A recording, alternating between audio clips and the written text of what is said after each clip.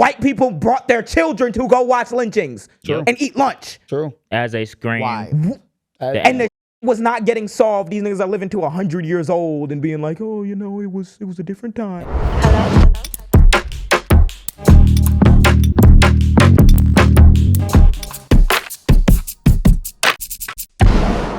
Yo, what's going on, everybody? Welcome back to big episode 30 of The Jam. It's JJ, AB Allen, Matt, the way it always is. How are we doing? The way it always is. It's 30. 30, bro. It's 30. Pushing 30. Oh my Love God. 30. We at 30. Demonetization. We are over halfway, over like a year. It's 52 weeks in a year. So we have made it halfway pretty much. With this podcast. Since its inception? They said like 90% of podcasts fail within the first 20 episodes. Yeah. Big 80K. So, and then the people big that make it 80K. past those 20 episodes, I think it's like 1% of them actually go on to be something. But we're top. Y'all think they went to Amazon? My fault. hopefully not. I Yeah. hope that no one has to be subjected. subjected to slavery.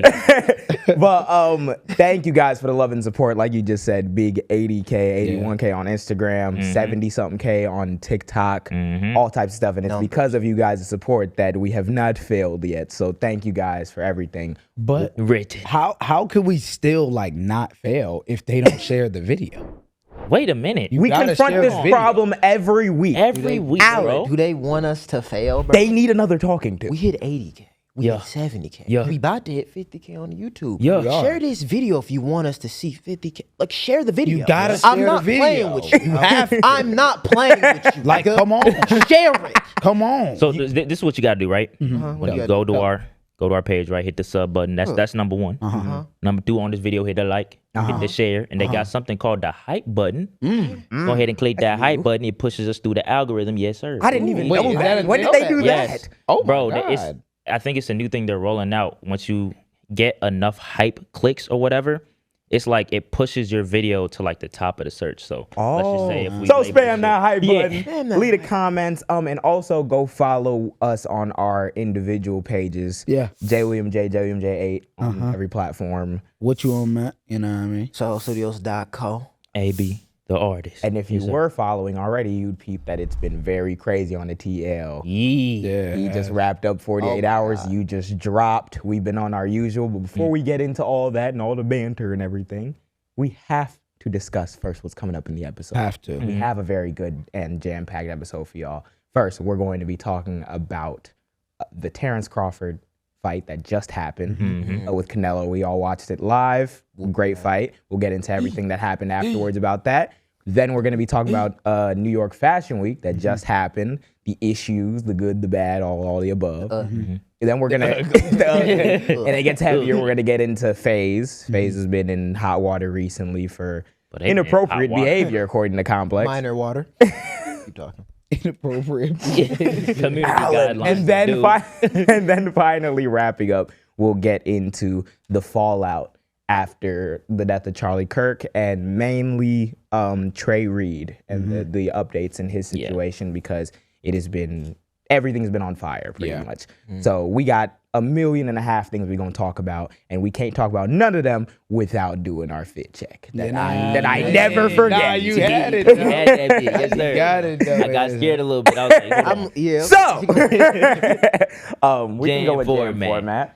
You know what I'm saying? This is the bottoms for about 50% of the wardrobe nowadays. Written. New Balance, the New jeans. Then I had to go ahead and bust out the Canada shirt just as an escape plan. And then, Escape plan, dude. Yes, and sir. then, you know what I'm saying? You know, we got family in Canada as well, so shout out y'all. Then, you know, the little on the wrist and the little on the neck. You know what I'm Hold on. saying? What's wait, in what's the on the nails? What's on the nails? Royalty. Who we talking about? Got the nails done as Got a the product of the nails street. You done. know what I'm saying? You know I'm very what I happy mean? with it. And then also, you know, new cut. New cut. Had Fresh. to get the Same cut as always, but you know, it's a little New fresh. cut, Fresh, hold fresh, it. fresh. W. Had to get fresh. Hey, one of the A's. One of the One of the A's, man. AB, I think you go, bro. Fifth. I bet. Yeah, You fifth. feel me? Your boy got the Travie patties on, the dark. You feel me? Got the pink and the brown laces. W. Boy feeling real brown today. Real brown today. Yes, sir. Yes, sir. Honor the gift pants on the pants. You feel me? Brown, white. You know what I'm Those is- saying? nah, Brown, those more is brown. tough. Those are Damn, more nice. brown. Those I'm West fucking with the brand. Yeah, I'm that's fucking West with the for Texas. Some what is this? Nordstrom rack shirt. W. Casual, shirt. casual. Cream shirt. white shirt. Little quilted. I like the quilted. I see like the it. quilted. Can't go Wait, wrong hold with a on, blank the shirt. chain. Chain little. Get Oh. in my neck. Oh, Got a little chain on. Been wearing since episode 1. W. And go back if you don't believe. Hold Watch on. every episode. Your boy done. hold on. Hold What's on. on the nail? What's on the nails? Your boy done upgraded the nails. Roy. God. Yes, What's on the sir. nail? Chrome on the nails. Out of product of the stream. Yeah. Wait, did everyone do? Talk about it. Alan. Alan, what you got on, gang? What I got on? We can on, really man. talk about Come it. We on, got man. on the Supreme Dunks. Ooh, You already yeah. know, nigga. I've had these since I was a spawn. You already know, gang. We got the jorts, gang. Y'all got this first week of the pod. You already Damn, know. that was in the Soho shoot. Soho brown Zara jacket. You already know. Little chain. Chain Yes, on, sir. earring, Earrings. dancing. The earrings. P. Uh, Go finger by finger, nigga. Are we? Bag out with the red on the nails. I like the red red. nails, Nah, the bro. red We is got the crazy. Vivian Westwood, bro. We got it all, Vivian gang. W. And Westwood. last but certainly not least, Nah, what man. you all feeling? mad? I'm chilling, bro. Them You know, I got rhinestones the- blinded Them me. motherfuckers. I know, but I Bro, got them- hold on. I gotta work my way up. I gotta Yes, work sir, my way yes, up. sir. Them I shits got are hard as Got the fuck, chrome, bro. you know what I'm saying? Why is everything chrome? You know what I mean? Got the chromes on. I got the What with them baggy, is? super baggy joggers. Bang out. Got the Hard. Friday Chinatown. You know what I mean? VLT. Got one of them on VLT. The rhinestones. Got the chain. The chain. Oh my Yeah, god. hold on. You That's the new said- one. Had the Oh my god. This one a little heavy, you know. What I mean? We have to been getting paid. Look at the rim. Oh my god. Little heavy, How progressive. Shit gonna put a crook in his neck. You know what I mean? Dang. How With much the the fit matching with the cost? wrist and the nails. Fit Wait, hold on, cost? the wrist. Yeah, how much? Oh yeah, with the wrist too. Fit cost anything probably. over 500, you're not progressive. I'm thinking probably under 3. 1,000. 600. You needed 600 to pass. Show the nails. Oh yeah, and I got the Dang, nails done. You know, I gotta Yes. match the chain, you feel Bro, me? And it was a very Hard, bro. special occasion. I give you the Right. chain. I won't even shade like the progressive because over this weekend, Bro. we each celebrated something very special. You know, we did. 4 years ago. The nigga, what you on Matt fired up the stream camera, did, bro. bro. Yeah. And we celebrated 2 years anniversary this 2 weekend. years anniversary for the How was stream, it, man. Yeah. It was crazy, bro. Talk about it, man. Talk about It it. was wild as hell. Uh-huh. One, I'm still recovering. Yeah. I ain't gonna lie. You know, that boy was Voice working. on 75%. Yeah, it's really just that my voice is just not really yeah. cooperating. But nah, it was cool as hell. Stream was great. We was hooping, we was shopping, we was all types of stuff. It was great. We were IRL. That shopping shit was. Yeah, the hilarious. shopping was hilarious. Bro. Oh, bro. Wait, so what happened? What happened? It was a dude shopping. So I'm buying my little homie some clothes. Shout out G-Long. Shout out G-Long. Shout out my nigga P, G-Long, you know what I mean? man. Buying him some clothes, and we like, bro, you look good, bro. Da da da. You know, he putting all the stuff on. And then the dude come out the fitting room, and he was like, he look him up and down. He a white boy. He look him up and down. He like, I ain't gonna lie, bro. Look like Justin Bieber. We start dying laughing. We dying laughing. He like walks away like 10 feet. Oh, bro. In the middle of the Zara. Bro, we're in Oh, the. bro. So if y'all know Zara, if any of y'all have went to Zara, we were in the dressing room, but usually the dressing room be packed. So mind you, there's a line behind us while all this is happening. So then after it was like some robot chicken shit. No, like after literally, that, this then shit is this crazy. dude I was seeing him in the in Zara, and I saw he worked there. So then he came up to us and he was like, "What y'all doing?" And at first I was like, "Oh, he probably finna be on some Yeah, bullshit." I'm Yeah, over there I'm holding like, He has camera the like phone this out. shit. I'm like, yeah. oh, shit. Because mind you, prior it was an IRL stream, so he had the phone, we had the camera. G-Long was recording, and like everyone was already staring, so we're already kind of paranoid.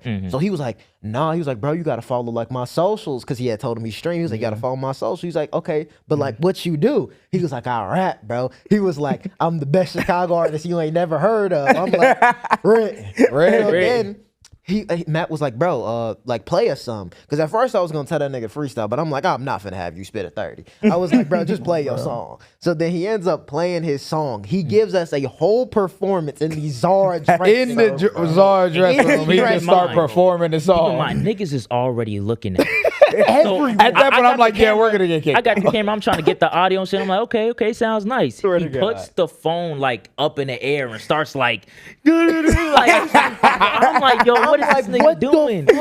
Everybody's like, Everybody was just like, That's got to and have then, been funny and as then hell. getting in the line, then more people was asking like, yo, like Yup. what do you do, like this and that, because they just saw the camera and then they started following the just shit. a movie. Crazy. That was your Only a first 4 minute time. word. That was like your first time IRL. yeah, that was my first time IRL streaming. First 48-hour stream I ever did. That was crazy as hell. Just It was hella support. I appreciate everybody that pulled up. If you pulled up, especially because there was a lot of people that came and they were like, "Oh, I'm from the Jam," and I'm like, "As written," you know what I mean? at Quick one point, question. I think the first day you were averaging like 45. That's Yeah, it was fucking crazy for those of He you who didn't don't even know know how. what was going on. I had no For those of idea. you who don't know how like Twitch works, like when he started it for like the first few months, it was just like maybe average 2-3 people for like a while, and it's like the same people. I think I averaged 2-3 people for the first like 7 months. Yeah. 7-8 months. That's dedication, crazy. nigga. Yeah, That's it's dedication. crazy. Dedication. Yeah. Question: what was your favorite moment of the 48 hour? Yeah. The basketball for sure. Yeah. Bro, I was locked For in. sure. These He was little niggas locked, had been bro. talking for 2 years. Matt gonna get dead. Matt gonna do. And I'm like, listen, the blunt's hitting every day. I was like, I don't be in the gym like that, but I was like, oh Jesus, I'm not losing. I to will this lay shit, down and bro. die. I was like, I will die before I He was lose so that locked. shit, nigga. He wasn't saying nothing. He was sitting down taking a break, just like. Cause He bro, was locked, bro, I had to take my breaks and I was tired as hell. But like, I was not losing that bit. It didn't matter what it There was. was too Not much losing. talk. bro. I hadn't seen it actually happen in person, but I watched the build up, and I knew like when you grow up in school and you watch niggas play basketball, and then you go into life with them same niggas, you don't take seriously other niggas talking shit about basketball. You Nah, could be bro. y'all two could have been don't. on your deathbed, and I'm like, if you don't win this basketball match, Get up, somebody lied. hyperventilate. Listen. It's like, especially, it just wasn't happening. So, Yeah. yeah, that was my favorite part. Definitely the hooping. That's Not it. the little kids. It was a bunch of weird ass little kids. A bunch of weird little kids. Man. W. There was Yeah. so many like elements to it, and like there was so many like different segments that we did. We ended up watching the fight live, like we'll talk about. We was chilling, talking with Chad and everything. If you have not followed Matt on Twitch yet, go do that. We got to catch some of the stuff going on in Chicago right now too. Unfortunately, Yeah, we Yup. did. Yeah, there was. we went out to dinner. We went out to dinner. We'll talk about a little bit about what's been going on in Chicago, because there was an incident with ICE that we'll talk about. But the Chicago police were swarming all weekend because of Mexican independence. And yeah, we're going to get more into that at the end of banter.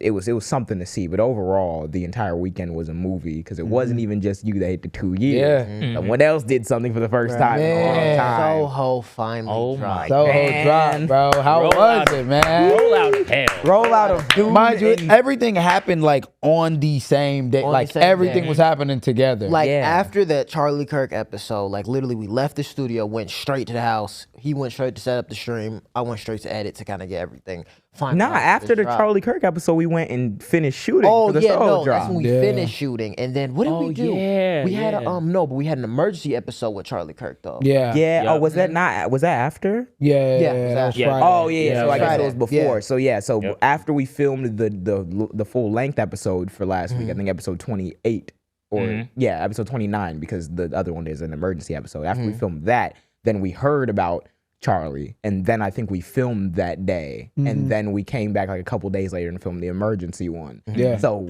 at the same time that's going on, you were organizing the And- stream, yeah. and then you had to Then drop just as well. straight editing. And bro, this drop has just been crazy. Like, not only just like is it selling good? Thank God. Bread, come. Bread, come. Demon, it's true free. Too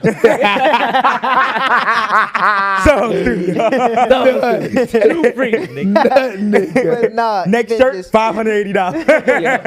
I want my Jerry Lorraine. This shirt different now. But nah, it's been just crazy. Like, I've been having people DM me about it. They was like, bro, like, please don't sell out because I got to get my check next week. And I told him, I was like, bro, the extra large is all gone. And he put like that meme of the dude screaming. The meme where he evaporated. Yeah.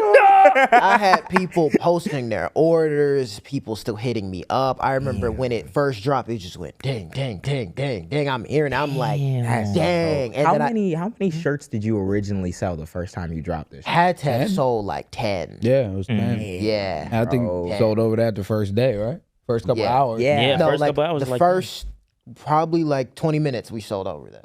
damn. Yeah, had to have y'all been like are the first 20 crazy. minutes we sold over that. Nuts. And it's so crazy seeing it because I just remember a time where genuinely like no one was buying it. Like I the remember day that before shit. that, it was when he was setting up for the stream and it was the first day of it. I was like setting up the email marketing list and then the text marketing list. And I sent the text message out just on a whim just to see who would come. And mind you, it was a night. Bro, it was like, it had to have been like 70 people on the site That's crazy. when I sent it out. So That's like, crazy. y'all, I appreciate the support. You said what? Especially just coming from where it was, bro. I From where remember it was, I deep, remember it, bro. I would be in the crib, bro. At that time, I was still doing social media, but I wasn't like, where I am now. But I remember vividly, y'all niggas would be out every day. Rain, snow, sleet, drought. It didn't matter what it was. Y'all was out shooting, bro. And like around that time, like I'm not even gonna make this long, but just kind of like a little personal, like around that time, like I remember that was just like our first time kind of getting into it. I remember how much fun I was having, but like also at the same time it sucked because no one was like fucking with it. Like there was no one liking it. Like I remember I would get like 10 likes on something that we just spent 8 hours in the snow. Oh, like consuming myself editing, and like now to see like the story views, the people DMing me, the likes that I got. That shit got like, I posted pictures, it got like 100 likes in like a couple hours. And I'm like, that's been the same thing this for is your stuff crazy. too. Yeah. Bro, I like I could get like emotional about all this shit just because like there's so much stuff that y'all don't see that happens behind the scenes. Even from the last time we were planning out the 24-hour, last time you did it, and when we were shooting, like them fits that I have on my page with the red boots. And red boots do not fucking fit. But on Jesus Christ, when it was winter and we was at our last crib and we didn't have windows, we was outside in the middle of the road in like 20-degree weather with them boots on, trying to get different shots, going to different locations. Trying to make shit work. It never stopped. I think the first time we actually did a shoot in okay weather was this year in preparation for because every other time it had either been cold because we're shooting well in advance and all types of shit, and to see it going well is like, it's crazy. Even like recently, like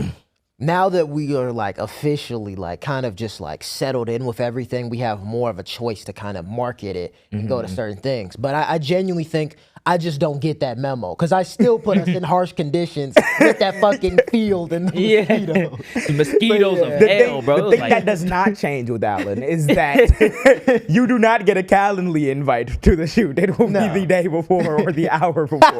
So when we were done shooting, nigga, we went to the field and it's warm outside. But bombo clot, it's getting to that season where them gnats are swarming. We was just standing in the middle of a this field. nigga haircut. Come on. We've been fighting with that got shit. caught, goddamn. Bro, my nails be getting caught in it. That's the only bad side. That I'll be like, they get caught. I'll Wait scratch till for a y'all second. get this. Oh yeah, I know. Oh yeah, bro. I've been like, bro. I got the peach fuzz on my shit. I got the this nigga got a whole. They're ripping my shit off. I got the peach fuzz on my shit. I keep like going down like this. I be and then I yank my shit out. Bro. I haven't pulled the chain yet, but when I was scratching my hair earlier, it got caught. Shit. That should be in my hair. But like, I'm eternally proud of like both of y'all, and thank you guys for like the love. No, and support. genuinely, it would not be possible without This y'all. is why we tell y'all to life. go follow the individuals because we've been doing crazy shit since beforehand. If y'all want a shirt, it's still out. There's still sizes available. It's Well, right they there. got small, medium, large, no extra No large. extra large. Oh, Go to sohostudio.co to get a shirt Yes, sir. right now. It's available right now. And we don't know when it'll come back. It probably It won't. might not come. Keeping it a beat. It Keep it a probably busy. won't. That shirt ain't coming back. Nigga. Go get it back. So You already know. So if you don't want to miss out and you want to get kind of like an award for supporting Soho, And this will be early. early. It's still Exactly. early. Yeah. It's early Could you show. imagine, because this shit is going to be one of the craziest fashion houses. So just imagine having the first Vintage shirt. Soho. And we're about to Studio. play this clip back when it happens. Yes. So That's go rich. get Can we you get a shirt. written? Like, damn, I ain't and get what the did freedom Jesus say? fuck. What did Jesus say? As written. Blasphemy. But there are many people who also got awards in a different sense the other night. I didn't watch the Emmys, but I did hear that we had some news happen at the Emmys. Curious what y'all want to get into about that. I did see a couple things that made me smile. We have my Yes. boy straight from As Written himself. Straight from what I mean? straight from the originator We of had the Elisa boy, Nagaib. I'm sorry if I'm Yeah, don't butcher. Well, Tremel Tillman.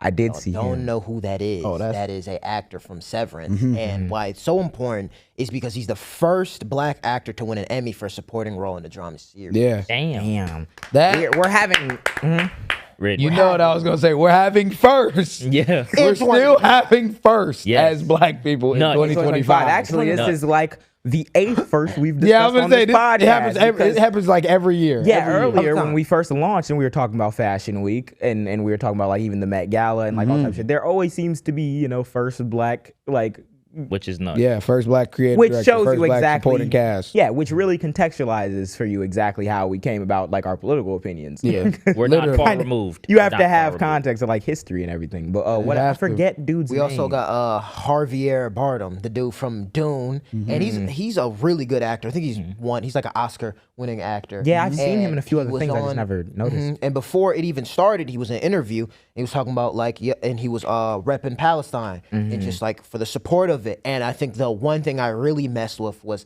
he was saying, he was like, yeah, I'm here. He was like, I don't want any of these actors to come in silence and be like, I'm like support with Palestine and like I really like what you're doing. He was like, no, don't do it in silence. He was like, come out here and say it on this TV. Yeah. That's And real that's what I really messed with. Cause bro, that's real. That's real. For real. And I was gonna say it was super fitting coming from him and who his character was in the movie. Yeah. As written. I seen it and I was like, that's written.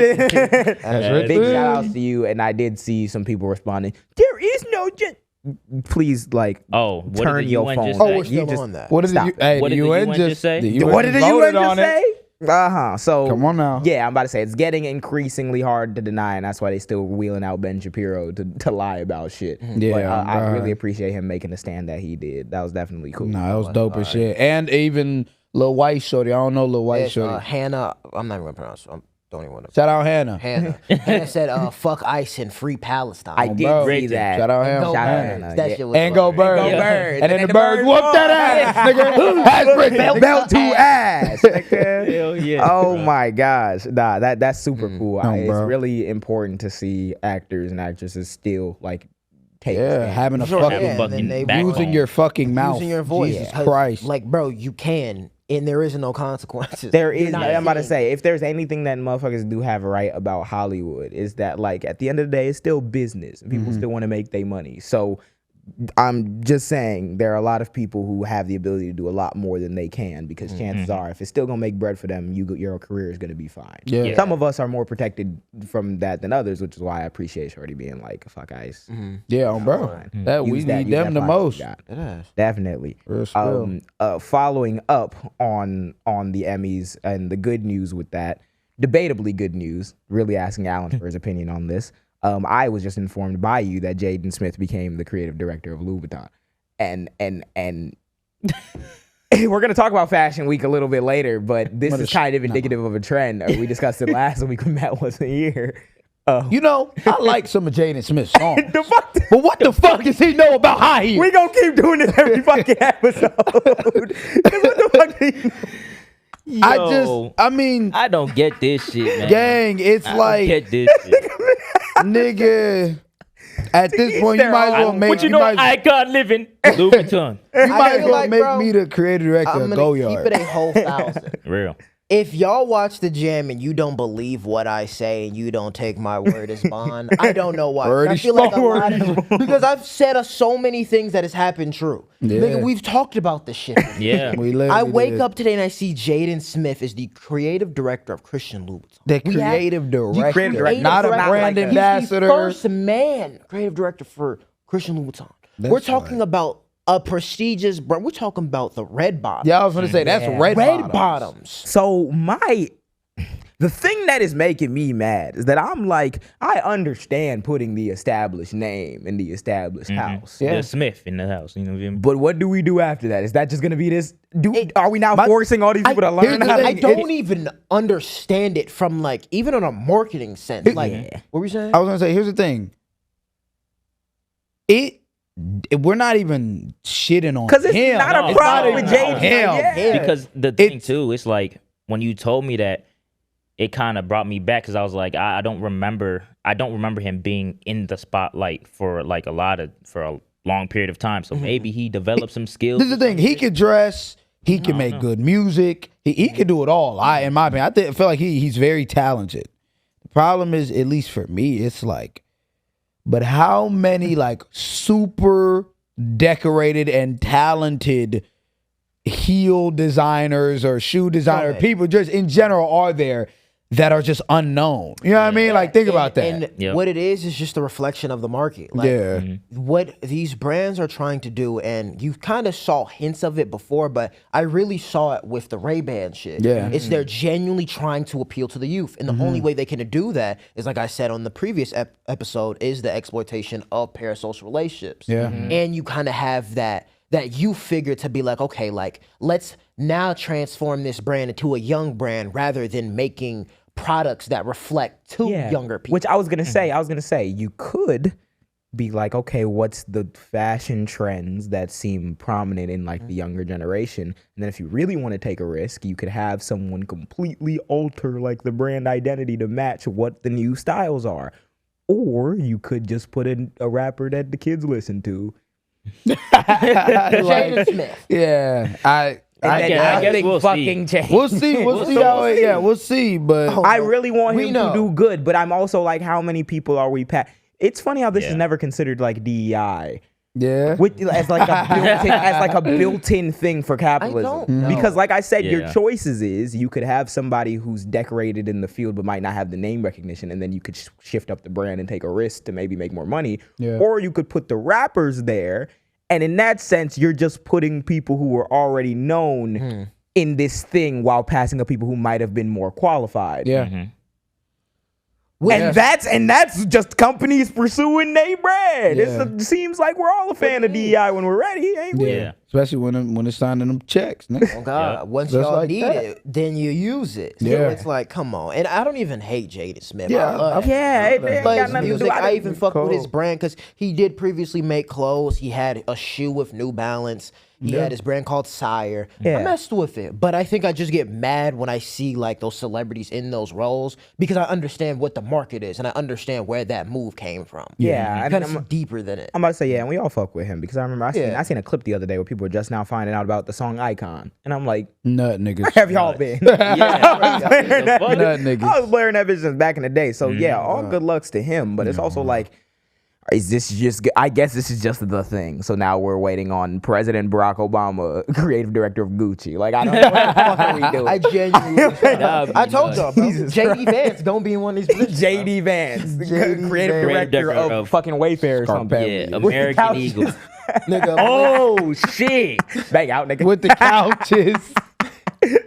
Don't want that JD Vance Ottoman? Anyway. You said Wayfair? It said Wayfair. Oh my god. All the couches gonna come with a hole in it and shit. Oh my god.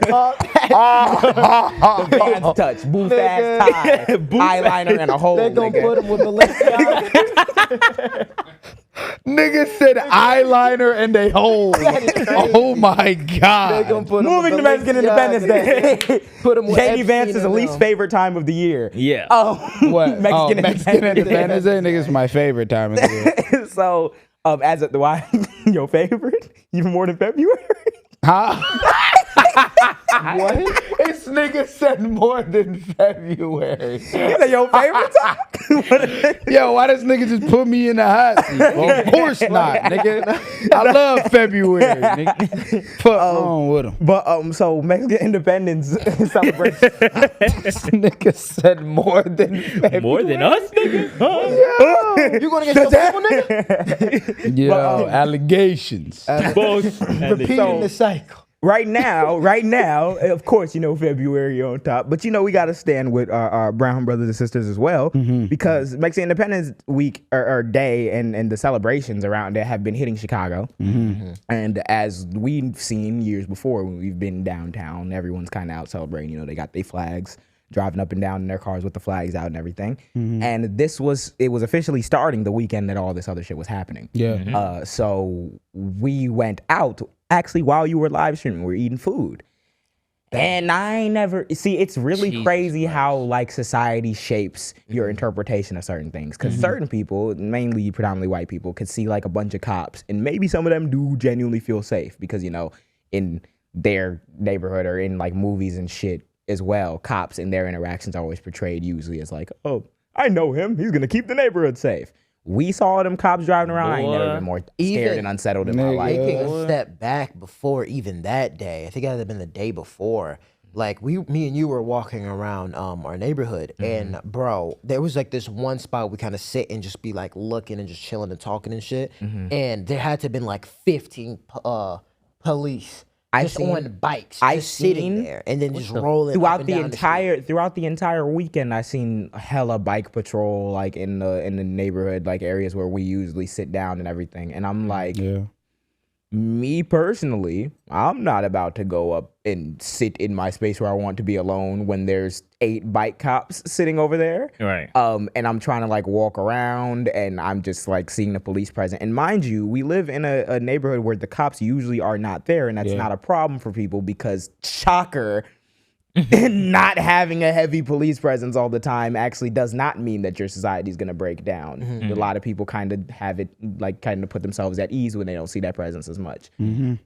We've been seeing, I'm not sure, because I know ICE has overtly been a problem. I'm not sure where CPD falls and what they're supposed to be doing. I know what Brandon Johnson has said that they want like them to do, but like the increased police presence, especially during this weekend, has at least for me made like shit seem way weirder than it usually is. I've never seen, even on like one of the big ass main roads in Chicago, I ain't never seen that many cops on there as when we were sitting there eating. Even, bro. I mean, we were here last year for Mexican Independence Day, and promise you was not like that. It was not like that. It's not even a thing of like the police are there to, you know, keep traffic. No, it's genuinely there for a statement. It was every like 30 seconds. At least 4 cops zooming up and down the street. Pulling people over. Pulling people over, checking people's trunks, all types of shit. Checking their cars in the middle of and I seen like some notice from one of the city officials talking about like caravans and everything because, you know, people had their flags and they were driving with like groups of people in their car and everything. And I'm like, okay, I understand you want to keep people safe, but like from the time we got out, ate food, and left that restaurant, we seen probably upwards of 10, 15 people get pulled over and immediately let go. Because I seen people get out the entire car search just to be let go. To be let go. And I'm like, what are we doing at this point? Like now we're in a sanctuary city in the middle of Mexican independence.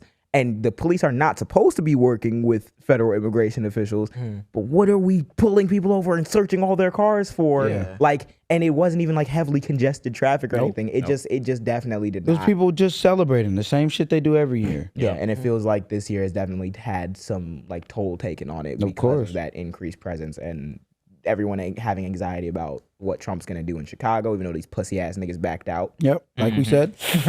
As written, war. Nigga, we did them back to back with the diss tracks on that nigga. We gonna go to war with Chicago. We're gonna talk a little bit more about that when we get into what ICE has done here and the tragedy that is taking place. But overall, it's a fraught time because I'm seeing it's just jarring seeing like people flying their flags Mexican flags everywhere, people chilling, having a good time, and then in the same breath, you see cops like running around the block 25-8, like you're hunting people down. Like, Yeah, that's exactly what it was. Somebody got bum rushed while we was eating. Yeah, somebody got bum rushed and tackled. Like, oh yeah, in the middle of the road. And Middle of the road. Like all the cops, like mind you, it's still, they didn't block off the road. No. So everyone's still driving through, whether or not you're celebrating or you're trying to get home. It's like one of the main arteries in Chicago. I'm seeing like 5 cop cars on the squad cars. median. In the Running middle. I'm like, everywhere, surely this running, can't all be types safe. of shit. Can't be safe. All the other cops that they're spending, what, millions upon billions of fucking salary and shit. All them niggas are just sitting by their cars smoking cigars. Smoking cigars. We Not walk doing past What are we it. doing? Not doing bro? anything. Wasting but causing fucking bread. panic. Wasting And bread, wasting trying to resources. intimidate niggas. Yeah, I'm seeing people, everyone, because again, Chicago's a sanctuary city and we're in like a blue city in a blue state. So I'm watching people every time the sirens are turning on. Everyone's looking around like, what the fuck's going on? Everyone's everybody. recording, everyone's making Booing, talking crazy. Like, yeah. So it's obviously a very fraught time, which is also why the National Guard should not be here, because Yeah. that shit would have made it a million times worse. Yeah. But also a positive, we saw that march, that little march on the side. Yeah, of They it. did have a fire. little march. That was fire. People were out still vibing, still having their good time. It was the regardless. night of the fight too. So like people was waiting for Canelo and them It's a to fight. Like, Canelo. what are It's we the night of talking about? Canelo Crawford. Like on On Mexican Independence Independence Day. weekend. Yeah, that's Stop couldn't get it. any better Bro. than that. Like, what are we They talking had to fuck about? it up. there Yeah. has to be Just something. weirdo. So like we know what happened. Though. Please stay safe. We do know what happened. Please stay safe out there. And we're gonna continue to try to bring updates when possible, because just because the cops might be directed to do one other thing doesn't mean that you still don't have to watch out for like ICE and all types of other shit. And just protecting yourself in general. But let's get into the nitty gritty. Finally, so we watched the fight. We did watch the fight. And Every part of the fight. yes, and Every punch. I will say that was without a doubt one of my favorite fights I've watched in years. For everything it stood for as well. When it came to like Mexican independence, Canelo fighting and everything, and Terrence Crawford, because I had never actually seen a full Terrence Crawford fight in person before. Yeah. I only ever heard of him. I know it was like very close going into it, who I was going to side with, but I ended up wanting to like root for Terrence Crawford because I've heard him mentioned more and everything, and I was more familiar with Canelo, but you know, brother man, Get into it. and they both delivered. I would say there was a winner, but they both delivered. Yeah, that fight. First of all, watching that fight was like, for me, it was, I don't know, it was like childhood shit. Just because, like, bro, like, that was a fight. Like, you always know when you have two people that are matched up well in a fight. Kind of like when Canelo fought like GGG. Like, just two good ass fighters, and you know they're gonna like bang. Yeah. Crazy. That fight was crazy as hell. We all went Terrence Crawford, right? I believe so. All of us. I'm pretty sure Crawford. we all went Terrence Crawford. Who was Canelo? I think it was G Long that was like. Yeah, Yeah, because G-Long Canelo was was his white. favorite fighter. Yeah. Well, this is the thing about Canelo, right? Well, one, right? I mean, you can't discredit Canelo. Yeah. Like, No, it's no, fucking he's a Canelo. goat. So I think my biggest thing was like, I definitely was on the fence of like, I don't know who's gonna get this win, but I was still like, I want Bud to win. He completely exceeded my expectations. That is one thing, is that I expected the fight to be a little closer than it was. Yeah. Because the only question for me was Canelo, you know, obviously he's getting up there in age, but they're both, I think he's 37. Like Terrence Crawford's 37 and Canelo's 35. So they both in their 30s and everything. And I'm like, obviously it's terrifying because it's Canelo. Yeah. He's Also, great. But but seeing and Crawford was undefeated coming into it, seeing the extent to which he was prepared and outboxed him, Just outboxed Dang. him. That's just outclassed. I was like- gonna say that's as simple as it is. he had to. I think everyone's biggest worry, because no one really knew who would win before, because it was just that crazy of a matchup. But correct me if I'm wrong, Crawford had to put on weight, right? Yeah, I To think even so. do this Yeah. fight, so everyone was kind of had to worried, come like, up. okay, is he gonna slow? He gonna be down? groggy, Is slow he not down. be And how he was he is? complaining about like his shoulder. His shoulder I or heard something. rumors, yeah, that And then he came in. I ended up seeing like, because I wasn't there for the Belt beginning of the tag. fight. I saw the walkout and the song he had on. Everyone thought it was fucking Canelo that was coming out, because he had this one a Mexican song. I don't know what it was, but he was playing it, and then everyone was like, "Oh, was that Canelo?" And it wasn't. and everyone was calling it a fake out, but it was just because it was on Mexican Independence. Yeah, and he also So it had wasn't paid a fake homage out. because Yeah. after he won the fight, he was super respectful. He Yeah. gave bro his belts back. He like high-fived his daughter and everything. He handled it really well. Masterclass, bro. Just This- masterclass. I think, bro, and this is what I was saying to my people. I was like, bro, this is good for boxing. This is what it is. It's what's This is what needed it right is. now. what it's needed. No, genuinely. And I'm like, Jake Paul, yeah, bro. I remember we talk about this shit all the time. I remember when we were kids and we saw the whole rise of YouTube boxing, and there were so many boxing purists that was like, that's some bullshit. Da da da da da. gonna ruin the You know what it sport. remind me of like the you don't got the answer sway, and then Kanye coming back years later and be like, Sway had the answer. That's exactly how I feel because I'm like.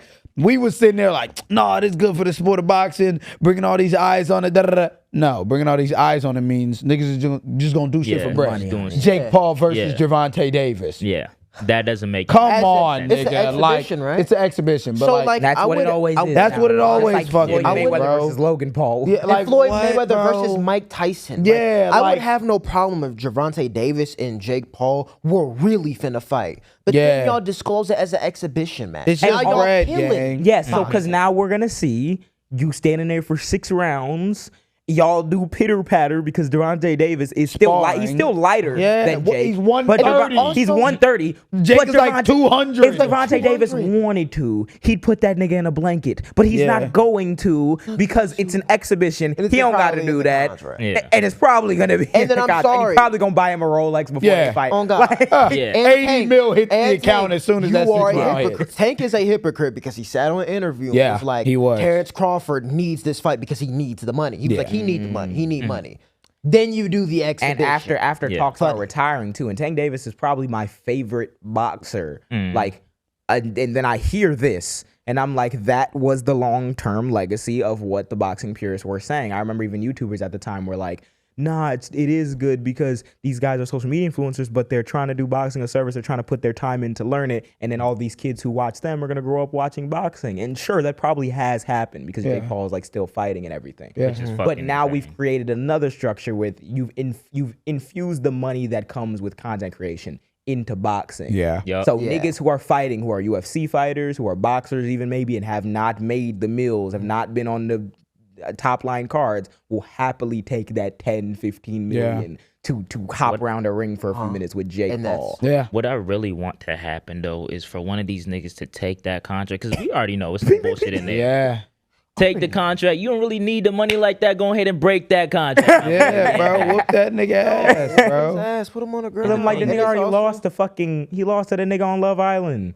Who? What's his face? Fury brother.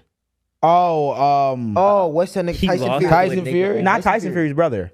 No. when he was What's fighting. his name? Not No. Tyson Fury. Oh, Tommy Fury. Tommy Fury. Yes. Yeah, Tommy Fury was like, To a nigga from Love Island. yeah. The first on his first official test of a nigga who has boxed since they were at least a little lost. That's insane. That shows you that the thing is There's the levels money, to it's this the shit. it's the Levels, entertainment, bro. and people will happily take that deal if it means it's no risk And to it's them. That's it's also worse. Say it again. It's also worse coming from specific people because I understand a boxer because when you look at fighting in general, fighting does not known to pay well to just your average fighter. Yeah. You've seen it with MMA. Yeah. You've seen it with MMA, boxing. they don't get paid They don't shit. get paid shit. Knee to the head, You you seen get what paid. fucking you seen Ben Askren?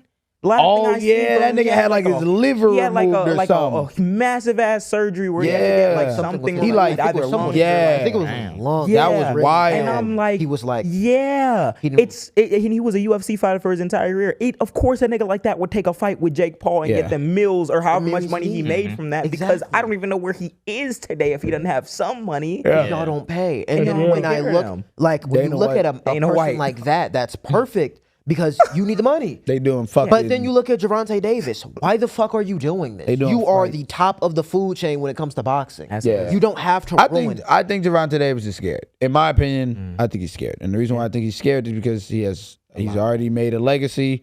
He's already made a lot of fucking money. Undefeated. He already has talked about how mentally he doesn't want to box anymore because of the mental strain it puts on him and his family. Yeah, I think he He's dealing does with a lot. Yeah, too. he's dealing with a going lot. through I dark genuinely moments. think the nigga just wants bread and get the fuck out that shit before he loses anything. I'm thinking this probably his last severe. fight. Yeah, I think so too.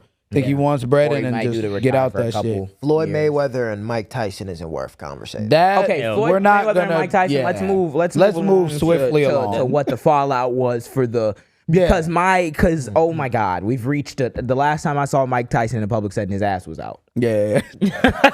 Frozen on the screen to the end of time. Can we let bro like Jesus rest? Christ. Can we let that Like, nigga, can we bro? let He the punched CTE Mr. heal? Beast the other day in like Are you some video, and serious? I'm like, bro, Did can you? we? Did he? Yeah, and I'm like, bro, yeah. can we? Well, it was like for the video, and I'm like, bro, can we sit this old ass nigga Y'all down? are bro? clip That's the farming consequences a of senior that citizen. YouTube Yeah. boxing shit, bro. And now there's Everything subset content. genres like the brand risk shit, which is basically the salty Splatoon of Yeah. all of this. It's like it's a whole bunch of like F to Z tier Celebrity influencers going on influencers, there. yeah. We got Fighting for slapping bread. matches. bunch of nuts. And shit. y'all remember the Austin Catching McBroom arc? CTE for nothing. Yeah. Remember the Austin McBroom arc? This was this him shit has fighting? gone on for way too Way fucking too long. fucking Way too long. long. Cut it End off. it. Please. End this shit End off. End Now. that shit, man. Please, Jesus. But we did see the good boxing match, and then I went on social media, and I remember when we seen it live on air, I was like, we got some black and brown unity here, because black and brown people have been, even though we are currently like going to hell, there's still like differences that people like love to have with each other, Going to especially hell. literally actively on the bus on the way to fucking hell. Trying to meet. But Never mind. I'm gonna say something. but gonna say something. we've not been scared of talking about like that through this podcast, because we were talking about people who were trying to say like, oh, everyone got to stay at home and shit, and we were talking about how bad that was. So we seen this and we were like, Terrence Crawford and Canelo fought. They both kept it respectful with each Class act. other. Dude respected Canelo's family. Yeah. He talked this shit afterwards. It wasn't on no soft shit. They asked him like, when you were gonna beat him. He said when he signed the contract. Like, Yeah, like, he's on still that- real, on because that type of time, that's it's who his real. personality's been. If you go back and watch clips of like Terrence Crawford, that's always who he's been, just like a chill nigga. And then I go on Instagram Yep. and I seen the nigga who wanted to get Yep. a TikTok trend. Yep. This nigga came out and was like, Cool. something I don't even know the nigga bro's name. I just know bro, it but had likes. It had and- too many fucking likes, bro. It was like, yeah, Hispanic people lost they N-word pass for the rest of the year or some shit like for that. how bad he lost. Just For how bad he bullshitting. lost, Just and I'm fucking like- bullshitting. I'm That's like, where we're at. dang, First we of all, like first of all, CIA. first just- of all, Nah, Yeah. the CIA doing Nah. millions. nah. First of all, for the rest of the year, Yeah, first of all, nigga. So they getting it back. Level one. they had like level trying one. to make had- the argument. they you They had- had level one. When did they? Level one. When did we give them niggas the pass? I know I didn't give a pass. What is a pass? First of all, the pass Can we doesn't stop exist. with the pass shit, my nigga? Yeah. Like Stop. it was maybe it was fun in like 2015. Niggas is getting niggas is getting hung. Niggas is getting put in cages. Niggas getting. Yeah, Can we now stop it's with not this gonna whole be that. pass? And I was shit, gonna my say- Can we nigga. stop commodifying ourselves as people? Like, Yeah, and fuck. also, Can we to just people stop? who like, why can't we have a pass? Well, y'all say it. The reason why we don't even have that conversation with y'all is because, as you should know, which is gone without saying, there's reasons why black people say the thing. I had Should a we little- give them a history lesson on Gang, the word I nigga? had a Already little did. I had a meme while we were streaming this weekend. I had a little ass Asian kid. This nigga must have been like 12 years old. Was like, how y'all gonna tell us to stop saying? Because they were saying the F slur. How y'all gonna tell us to stop saying the F slur? Because Julie did. Shout out Julie. Shout out Julie. She was like, stop Checking saying the F slur. He was like, how y'all gonna tell us to stop saying that? But y'all can say the N word. First of all, no correlation. I was like, this little ass Asian Numbers kid just just looked what me the fuck dead is in my up, man? face Donald and was Trump- like, y'all gotta stop saying the N word. Yeah, he was spamming it. And then my girl was like, yo, stop. And then he was just like, how y'all gonna say that? And we're just like, I just looked at the little nigga. I'm like, yo, Public education. public no, education. nigga, your I will parents say- not at the house. No, because I will say, Yeah. even as a kid who grew up, and even as a black kid who grew up in public school, they genuinely don't teach you that. They want to talk about like the melting pot thing, the different cultures thing in America, how it's a strong suit. We grew up with that sentiment, but you don't actually get a general education of each group's like thing, Yeah. right? If you, as in an elementary school, were to say like, yeah, they're like words that y'all probably leave here and here on social media, curse words, all types of shit, like not gaslighting and not like keeping it fake with y'all. Black people tend to say the N-word a lot. Now, the reason why they do that and why you probably shouldn't do it is because amongst each other, it's developed a different meaning than it has when other people used to use it against them. And when they used to use it against them, it wouldn't just be a word. It'd be probably followed with some action, either getting your ass beat or getting lynched or getting, your life ruined or all type of shit. And we're not removed from that. Fucking Ruby Bridges just walked a show. Yeah, at and Fred at Hampton Fashion. Jr. We're and all not that. far removed. So Shout out Actively Just Black. the same So- road with some distance on it. Same road with some distance. with some on it. distance Yeah. on Shout out it. Chance. Shout out Shout out Chance. So if you want to understand how to explain that, that's pretty much how you do that. Nothing. I'm not hearing no. What if you got? What if you got? There are shit that every demographic and every like background says amongst each other that I'm not gonna say. I have made it known with y'all that I don't like saying the B word a lot, but Yeah. I'm not about to. Well, how come I can't say it, but women you call each other? Yeah. I expect that from a kid. Yeah. So that's why Yeah. I'll give him Genuine. pass. I expect that from a kid. But Yeah. there are grown ass men who Grown, agree yeah. with him Yeah. and will push that nigga Yeah. down the wrong path if we're Real not shit. careful. Real shit. That's the shit that we need to understand. We don't need the shit right now. and we don't need that We just conversation don't need the right conversation now. right now. We don't need the conversation right now because one, niggas never had a pass. Niggas never had a Two, pass. I just seen a Mexican person and a black person fight each other, some shit that I don't do on a daily basis, and they had the In wherewithal to boxing. come like, out. It's not like they just respectful. went out, yeah. And then on Yeah. It's top like of it, it's boxing. it's And they not like talk shit, Canelo like got like beat horribly. Or yeah, like true. he didn't Get get knocked knocked out. get his So at ass that beat point, either. bro, what are you trying to get a viral clip? just You trying to Trying get a to viral clip, clip, and gang. I'm like, and I would, and With I this would, race war I would shit. almost get that when it comes to like trying to be funny just for the sake of being crude and funny. Maybe in 2024. Because at the end of the day, that's a real issue. I'm about to say that's a real issue that like Maybe black if and we brown didn't have people. Alcatraz, you know. There's a real issue that black and brown people talk about all the time, Yeah. like that whole thing. So I get making the joke if you want to be an asshole, you want to be crude. Right now, like I said, we are literally going to hell, and I just saw a cool boxing match. Why bro, are we doing this? My thing is this. Like I said, At the end of the bro, day, we need call to get me to a point where soft, we're call me soft, call me my fault. Call me soft, call me whatever, bro. It's just for me, bro. It's always about a time and a place, bro. Yeah. I'm a funny nigga, bro. At least I feel like people regard me as a funny nigga. I just spit everywhere. I'm a funny nigga. I'm a funny nigga, bro. People regard me as a funny nigga. I make jokes all the time. That shit is cool. But you got to understand time and place. Yep. Yeah. Time and Right place. now, time and place, you're not going to hear me make jokes like that or even just pull shit because I know how the internet is right now. Everybody's in a frenzy. Yep, Everybody's everybody on looking 10. to pop off on somebody. Everybody's looking to blame somebody for something. We don't need that shit right now, especially when we got And that doesn't mean that we like. the main demographic that's always been the niggas facilitating this arguing, white facilitating the race war shit. They in there running up a I was bag. gonna say on you. fundamentally, we should be trying to get to a point where everybody's human, and that doesn't mean that you cannot address the issues that need to be addressed. But like, I know where I stand on people who aren't black saying the N-word. Most niggas know where we stand kind of intuitively, and a lot of Mexican people don't understand that, but a lot of people do. And the one who was fighting right now has nothing to do with this situation At all. Yeah. At all. At So all. why are we? I'm Don't taking that paint moment it. to be like, W, they thought they were. Yeah, oh, it was really good. now, Black and a lot. brown unity and shit. Yep. And now when he gets in press conferences, now somebody gonna come up. So what do you feel about people? Bro, they'll say Nah, some now dumb it's shit other like shit. that. Now That's it's how other that shit goes, Yeah. bro. Who the fuck is dumb. we?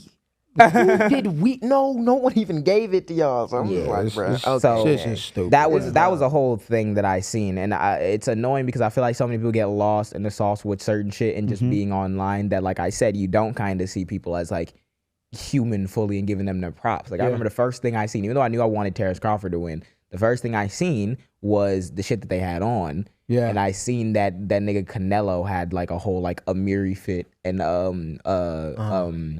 Crawford had a whole off-white fit. Yeah. And everything. And that shit was like super cool to see. I think I fucked with Canelo's fit more. Yeah, Canelo shit was hard. But I bring up what they had on Written. because at the same time as us watching that, and I was paying attention to like all that shit, we had New York Fashion Week. New York Fashion Week. Bro. And Before I even get into it, check out my nails. I'm sorry. I seen so many influencers at New York Fashion Week, bro. It was like a line somewhere, and it was a whole bunch of niggas. Yeah, I saw Bro, a whole bunch of It's people. so with New York Fashion Week, especially we've seen the rise in it. Probably a couple years to now, we have seen it happening, and we've seen the marketing from it, and the marketing stance behind it is influencers. And now it has become this big meme for it. It's like the influence. It's the influencer gathering Yeah, it's spot. like with content nobody. creation. Yeah. And it's basically now just become this meme. It's now like a Paxson. Yeah. It's like it's bad, but also at the same sense, like Pack, son. genuinely, it's like a Paxson. And you have to look at it, it's like, okay, well, how did we even get to this point? Because New York Fashion Week, when it came to as the perception of it, it wasn't always like this. New York was, for America, the mecca for fashion. It was a part of it. And I still think it is. Yeah, I'm gonna say I still think it is still- because like because it's gonna open up, right? Yeah. We're in the age of like social media influencers, but like also, just There gotta we be can some talk about stipulations tainting. and I regulations. was gonna say to we that got to shit. talk about the tainting of it. because that's really what it is. It's like it's being tainted by shit niggas that can't dress, in my opinion. Keep it a It's beat. also, But I wanna hear like you more. said, it's not the fact that the in itself is bad. Yeah. It's tainting the perception of it, and we have to go to it. If New York started Fashion Week, why is it dying? Why is Paris is thriving? If y'all didn't know, New York was the first place to start Fashion Week. New York Fashion Week started in 1943, created by Eleanor Labert. And crazy thing is, she's from Indianapolis, and she went to Chicago. And she studied like design here, and then she went to New York. And she ended up, Random? yeah, she made Paris Fashion Week, and they called it Press Week to promote designers in World War II because Paris fashion at the time was inaccessible to Americans because, you know, Paris is known for that prestige fashion look, and the prices, they can't afford it, especially around the time that World time. War II. Yeah. America's economic boom didn't like finish until after World War II. Yeah. So, Yeah, and then on top of it, like, she was promoting designers around that time that no one knew. So then, in response to it, Paris was like, yo, like, we kind of see what New York is doing. We're seeing the press cover this. Like, we're, like, late to the curve. We have to do something about that. So they had this one dude, and which is so crazy when I found this out because around that time, New York was kind of taking over fashion. They had a dude, and his name was Christian Dior.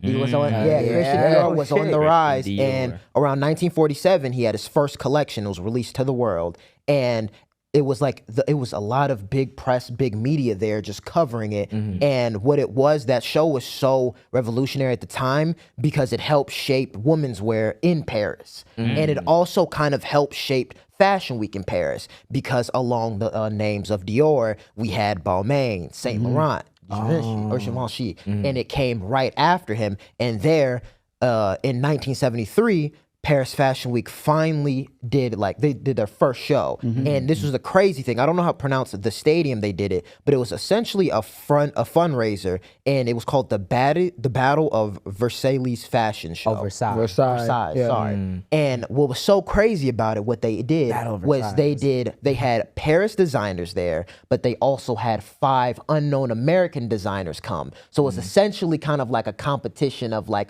who's better Like when American it came to versus- it. Yeah, and that was Paris' fire. first Fashion Week, and that's kind of what started their Fashion Week. That's so And, cool. yeah, I didn't even know any of that. And it was the craziest shit, and that's how it started. So now you have the origins of how New York Fashion Week started and how Paris Fashion Week started. Now, kind of going into how New York started. New York Fashion Week had like hella obstacles, like how it started. It wasn't like really properly funded at the time, and there was no organization to it. So everything was everywhere. So like people in press and people that wanted to buy the clothes were all exhausted because they were like, okay, what's in this location? It's this, it's going everywhere since it's not properly funded. They had people outside, all types of shit. It was so bad and it was so dangerous to the point that people were going to random spots for their show. And Michael Kors had a collection, and it was like in 1991, and the ceiling fell down on people. What the fuck? Yeah. The ceiling shit. fell down on people. People were going to other shows. People were getting stuck in elevators. It was electricity outages because you remember They were not it wasn't properly They were not funded, prepared. so it was everywhere and anywhere. Yeah. And around this time, New York Fashion Week was starting to become the mecca because now we have rising stars like Alexander McQueen. We have Michael Kors coming. We have Ralph Lauren, Tommy Hilfiger. We have all these American brands, Alexander Wang coming in. And that's what's kind of starting this. And then on top of it, this is around the time where celebrities started getting involved. So we have Leonardo DiCaprio going to these shows, these big actors. That's when they kind of figured out, okay, we can have these actors at the same time come to our show, but Kinda like promote, yes, yeah. how it is now. And that's kind of how that started. So then after that, the CFDA, and that's kind of like the fashion kind of like holding of it. And they decided that New York Fashion Week needed a new direction because, like I just said, a fucking ceiling fell down. So what they ended up doing was they ended up actually like properly funding it and having central points so it can provide unity and everyone know where Fashion Week is. And kind of like it can just be in that one area so the problems won't happen as much. So through that, now that we have the history of kind of the obstacles that New York Fashion Week had to take, because even in 2001, because Alexander McQueen debuted in 2000, and it was the craziest show. Everyone was like 2000 in New York. And Alexander McQueen, if y'all don't know, is a very highly respected top designer. Rest in peace. Rest in peace. And in 2001, they end up canceling New York Fashion Week that whole year because of 9/11. So they end up canceling all the shows. So now that y'all know the obstacles and everything, bro, these niggas had ceiling fell on people. They had, closing because of terrorist events that attack. happened. Exactly. So through that, like they were having hella shit rather than in Paris, bro, they were having rising stars. sailing. You have smooth sailing, like- smooth sailing. I think you having sorry, I was gonna say I think a bigger thing as well is because it's in Paris. Like it's even harder to get to Paris, like fly wise, like from most places, unless you already are from the EU or some shit like that.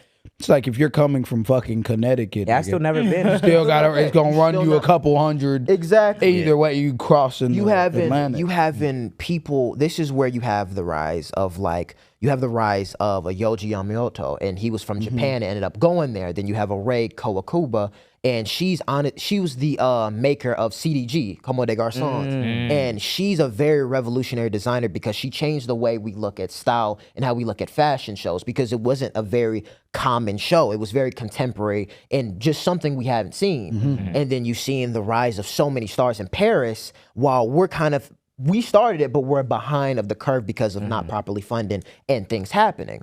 So now that y'all know the history of that, why now here we see the schedule for New York Fashion Week, and this year's schedule, it was less packed. It wasn't a lot of places. Like we had what did we have? We had Tom Brown, Rick Owens, Helmut Lang. Even Helmut Lang is a New York fashion brand. They weren't showing. They Helmut opted Lang out. wasn't there? Yeah, Why they didn't- weren't They there opted at New out? York Fashion Week. Yeah, they opted out. There was a lot of designers this year who opted out of New York Fashion Week. And the It's not. It's the not- luxury. It's that accessibility. and That's there's what's an changing it. explanation to it, because and even the calendar wasn't even filled because everyone is starting to opt out overseas. Yeah. So now let's take it back a little more. So there was this guy named Bryant Park. And Bryant Park, what he basically did around the time, it had to have been around like in the 2000s, he serves as the person to kind of bring the unity with everyone together. And that's the person who was organizing the events, where it was kind of like bringing central points so bad things wouldn't happen. And he was making these fashion shows more affordable for the designers, right? So then 2008 hit. 2008 hit. Recession. Ends up losing. You know what's funny about this story? It kind of like makes you realize that like I'm glad that we're finally, and maybe it's just because we're getting older, but I'm glad that we're finally getting out of this whole America Best thing. Yeah. Because it makes you realize that, oh shit, you actually have to put into a fucking country. Like you have to put into the country and you have to invest in put- it for shit to be better and be good. You can see the Hugo. fucking. You can't lie to the rest of the world for eternity that America's the best, or you're gonna start having 2008. people exactly. Right. You're Like I gonna say, start if you having look at- people say, "Okay, it's not that good." If Let you me look go at over just here the overseas. names in of itself, you think that like, yeah, America is the leader in all this shit. Like, no, we're human. We have our shit that fucked up a lot of things, and that can lead to that. Even I doing it. guarantee you, for these big houses, even just political tension in general has probably stopped That's a lot gonna of be a lot people worse. Yeah, from tariffs. coming this Yeah. year to America Confidence, in general. yeah, I wouldn't want to be if Like, I wasn't probably from just here. wouldn't. Yeah, if I wasn't from here, I wouldn't want to go to New York Fashion Week this year at all. I'd be like, yeah, let me just. They're talking about pass taking this away shit. passports for your Yeah, opinion. and like what are shit. we talking about? And through that, when the recession hit, everything went to shit. And IMG is the holding company of that. They do like holdings of like fashion, sports, events, Yeah, just they do basically hella It's the same shit. thing. IMG mainstream Academy. media. Is it like? Do you think it's the same people? I don't know if are they the same people as the like the school? IMG is not public, is it? I don't It's think not so. public. No. It's not public. But I don't know if it's the I hope same not. thing. No. I know it's a private No, I don't school, think though. it's for the academy. Okay. Good. But yeah, what IMG ended up doing was, because they didn't have the funds, this is where they started now diversifying It is the where same thing. Oh, it is the same thing? Yeah. America! Wow. We got Global- schools and we got fashion houses at the Yeah, Education Academy, Yeah. Sports and Management Group, Fashion and Media Company. That's I like some of the ridiculous. schools. The fuck do they?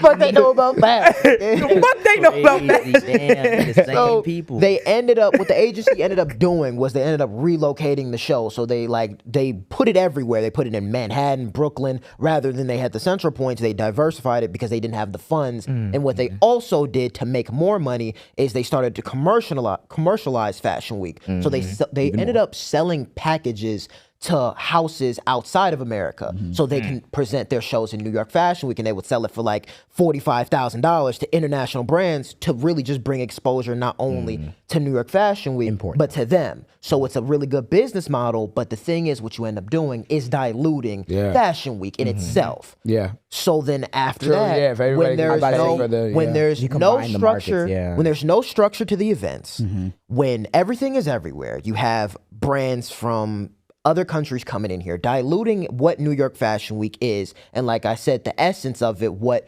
Lamont, or sorry, pronounce her name, what Eleanor did in the beginning, she made Press Week was just to unify people around that time and to make fashion accessible. Now you have this agency fucking up everything, and then on top of it, with these new designers, runways can cost upwards to $100,000 to $300,000 to even present a show. Yeah. So now, crazy. so so now you gotta pay 200, 300. Fuck. to even present a show. So now you have all this happening, and that's get to that's yours. the history with that. And then when you think about it, New York Fashion Week generates nearly $900 million annually, but we can't even have a place where we know where New York Fashion Week is going to be the Yeah, central there's not point. even like it's a- Yeah. everywhere Yeah, and it'll anywhere. be everywhere. And there's no money New York is putting in Fashion Week. You have these new up and coming designers doing Fashion Week outside, just Yeah, on the street, just on because the they don't street, have yeah. the money. How do you expect these private designers to do something? Rather, in Paris, you have French local governments giving them money because they know Paris is where fashion is. Also, They Europe is understand. Europe is much more on supporting their artistic expression Yes. and their Yes. creative I expression was as gonna opposed say, to trying to suppress that shit, which is what we're doing You right now. have to pick one, my nigga. I think a lot of the things, and this is just business in general, and what I've learned from business in general, it's not to say that you can't have multiple different like things you do within the business, right? But you have to pick, one of the main things you got to do is you got to pick a target audience, bro. If your target audience is luxury, then your target audience is luxury. If your target audience is accessibility and people to just come from wherever they are and do it, then that's what it has to be. You can't have both. You can't jack both. can't. That's the fucking And I'm problem. looking at it, I was Knowing going to say about the point of like accessibility. It says approximately 50% of Americans had an annual income below $300,000, according to a 2014 Wall Street Journal report. In 2022, from flowing data, they say about 2% of employed people earn $300,000 or more. And other estimates I'm seeing is 0.5 to 1% of people making $300K, which is puts in perspective how little money that like a vast majority of the population has, but like what you do with those prices in there and not really like stepping in to help get more people accessed in it, that means that if you're an established brand and you got $300K on hand, you will be at that fashion show. Which is fine. Which is in my fine, opinion, but- that's fine. But then don't play off the whole melting pot accessibility, and that's the problem, right? In that same breath, these people are inviting the influencers to New York because it's the most accessible. Half of these fashion influencers already live in America, already live. Yeah. You know what I'm saying? Go to New York, bro. That's the market. You blick you a little flight. I was gonna say you blick you a little flight, bro. You showcase or you promote the shit that they want you to do. You sit in that front row, and it's over with. But then you have all of these other brands that came because they're natives to New York because New York is a massive ass market, and they got to be on the street or they're doing all this shit. So it's like They I feel like probably you not just taking got care of to the pick influence. one. Yeah, and Got to pick one. I And if you're gonna invest in it, invest in it. Yep. I gave that history and context because it's very important to know the origins of how it started and where we are now, right? So when it comes to your city not even funding Fashion Week, but you advertise it, you profit off of it. When you have Paris not only advertising it the way they do, but they also the governments are funding it because they understand that that is the mecca of fashion. They want to hold that perception of it, right? So now coming to the influencer problem. Why is there such an influx of influencers rather than more so celebrities? And why are we seeing influencers market New York Fashion Week rather than the clothes in itself? Because these niggas don't have a personality, though. They don't. I was gonna say, when you don't see A-list, also you don't see A-list celebrities at New York Fashion Week 1. And the reason why you don't see A-list celebrities is because a lot of these people are brand ambassadors to a lot of the houses in Paris. So they're in contract obligations. So why would you go to New York Fashion Week when you're repping Gucci, when you're repping Balenci? So you have to. And the be only in time Paris you see Fashion him is when what comes around every year, the Met Gala. Met Gala. That's really your that's what I was own going to say. representation of If it. you're wondering why there's so many influencers, there's even like a similar shift happening in politics, right? Where because the new age and the systems that have been set up before has kind of forced a lot of people to become, not like force them to become influencers, but there's now an influx of people who are just kind of like working on their own, doing this shit through social media. So you could have a really good quality product in which you pay the extra money to get like the celebrities there to figure out all the shit or whatever to make it look like more like, I guess, prestigious for Fashion Week. Or you could spend way less money for people who we don't even consider to really be like famous besides like we do because we grew up in social media. Yeah. They probably already don't have as much respect for it. So let's just spend a little bit less money and then we'll get the PR, we'll get the attention of having like a Wisdom K or like someone who's big on TikTok doing this as opposed to like an actor. And like that makes sense only from a financial perspective because I see the same thing in politics where it's like, let's get these influencers out here, let's listen to what they're saying, let's tap in with them and their fan bases because they have connection to the people. But the people who are captaining the messaging of the entire general like party, I can't even speak. I can speak for the Republicans too because them shit's AstroTurf. But like even for the Democrats, it's the same old people that have been there since the 80s and 90s. And the creators aren't even getting like the respect that probably they should have on them if you want to make this like a big art. The new generation is here with their creators. It's just, it seems like you a can cutting use corner. you can use the influencers, but you don't have to treat them as talent because they're influencers. They're on their own. They're on their so we give you it's a almost like it's like a stipend. passion project. It's like What are you saying? I was gonna say it's like a passion project where it's like they're like, oh, you know, you're doing your little thing. You know what I mean? Because how do we make it you're not a unique? real celebrity yet. You know what I mean? Whatever it is. But they're gonna use you just like they would Kim, just like they would $900 anybody. million. Yeah, And what y'all saying is perfect because I think the problem with New York Fashion Week is genuinely just the marketing around it. Like, I've seen more of the Love Island cast members than I've seen clothes. Yeah. I've seen that. That's all I've seen. Alandria Walk. I've seen Huda Walk. I saw Alandria and Shelley for, I think it was Vanity Fair. They were doing their, I saw more press on them than rather I saw the clothes. And overall, just the memeing of New York Fashion Week. It's like, oh yeah, these people like, oh yeah, we see all these content creators. When everybody's different, nobody's different, bro. Exactly. That's what it boils down to. What I would do, right, with Wisdom K, I think that he is fashion. So if you're not trying to dilute the shit, I'd say get more people like Wisdom K that actually like is ingrained in that fashion shit instead of just going out getting different creators. And it's like what the fuck are we doing? What you said is right, but what I pose a question to that is in a sense of like, okay, well, if the essence of New York Fashion Week started off as accessibility, why does everyone have a problem now that it is accessible? Because then it's like it comes to what high fashion is. Yeah, exactly. It's that Exclusivity. I'm done. I can't say the word. I can't. No, but that's what where that's why I say though, like you got to know what your target audience is because if that's what you want, then there's no issue. If you want that accessibility, there's no issue. Now it's just about investing in those communities, in those people that make, and that means you need to bring the shit from 300K and make that bitch 10K. It's about if it's about real accessibility. That's how I'd answer that question. It's equitable accessibility.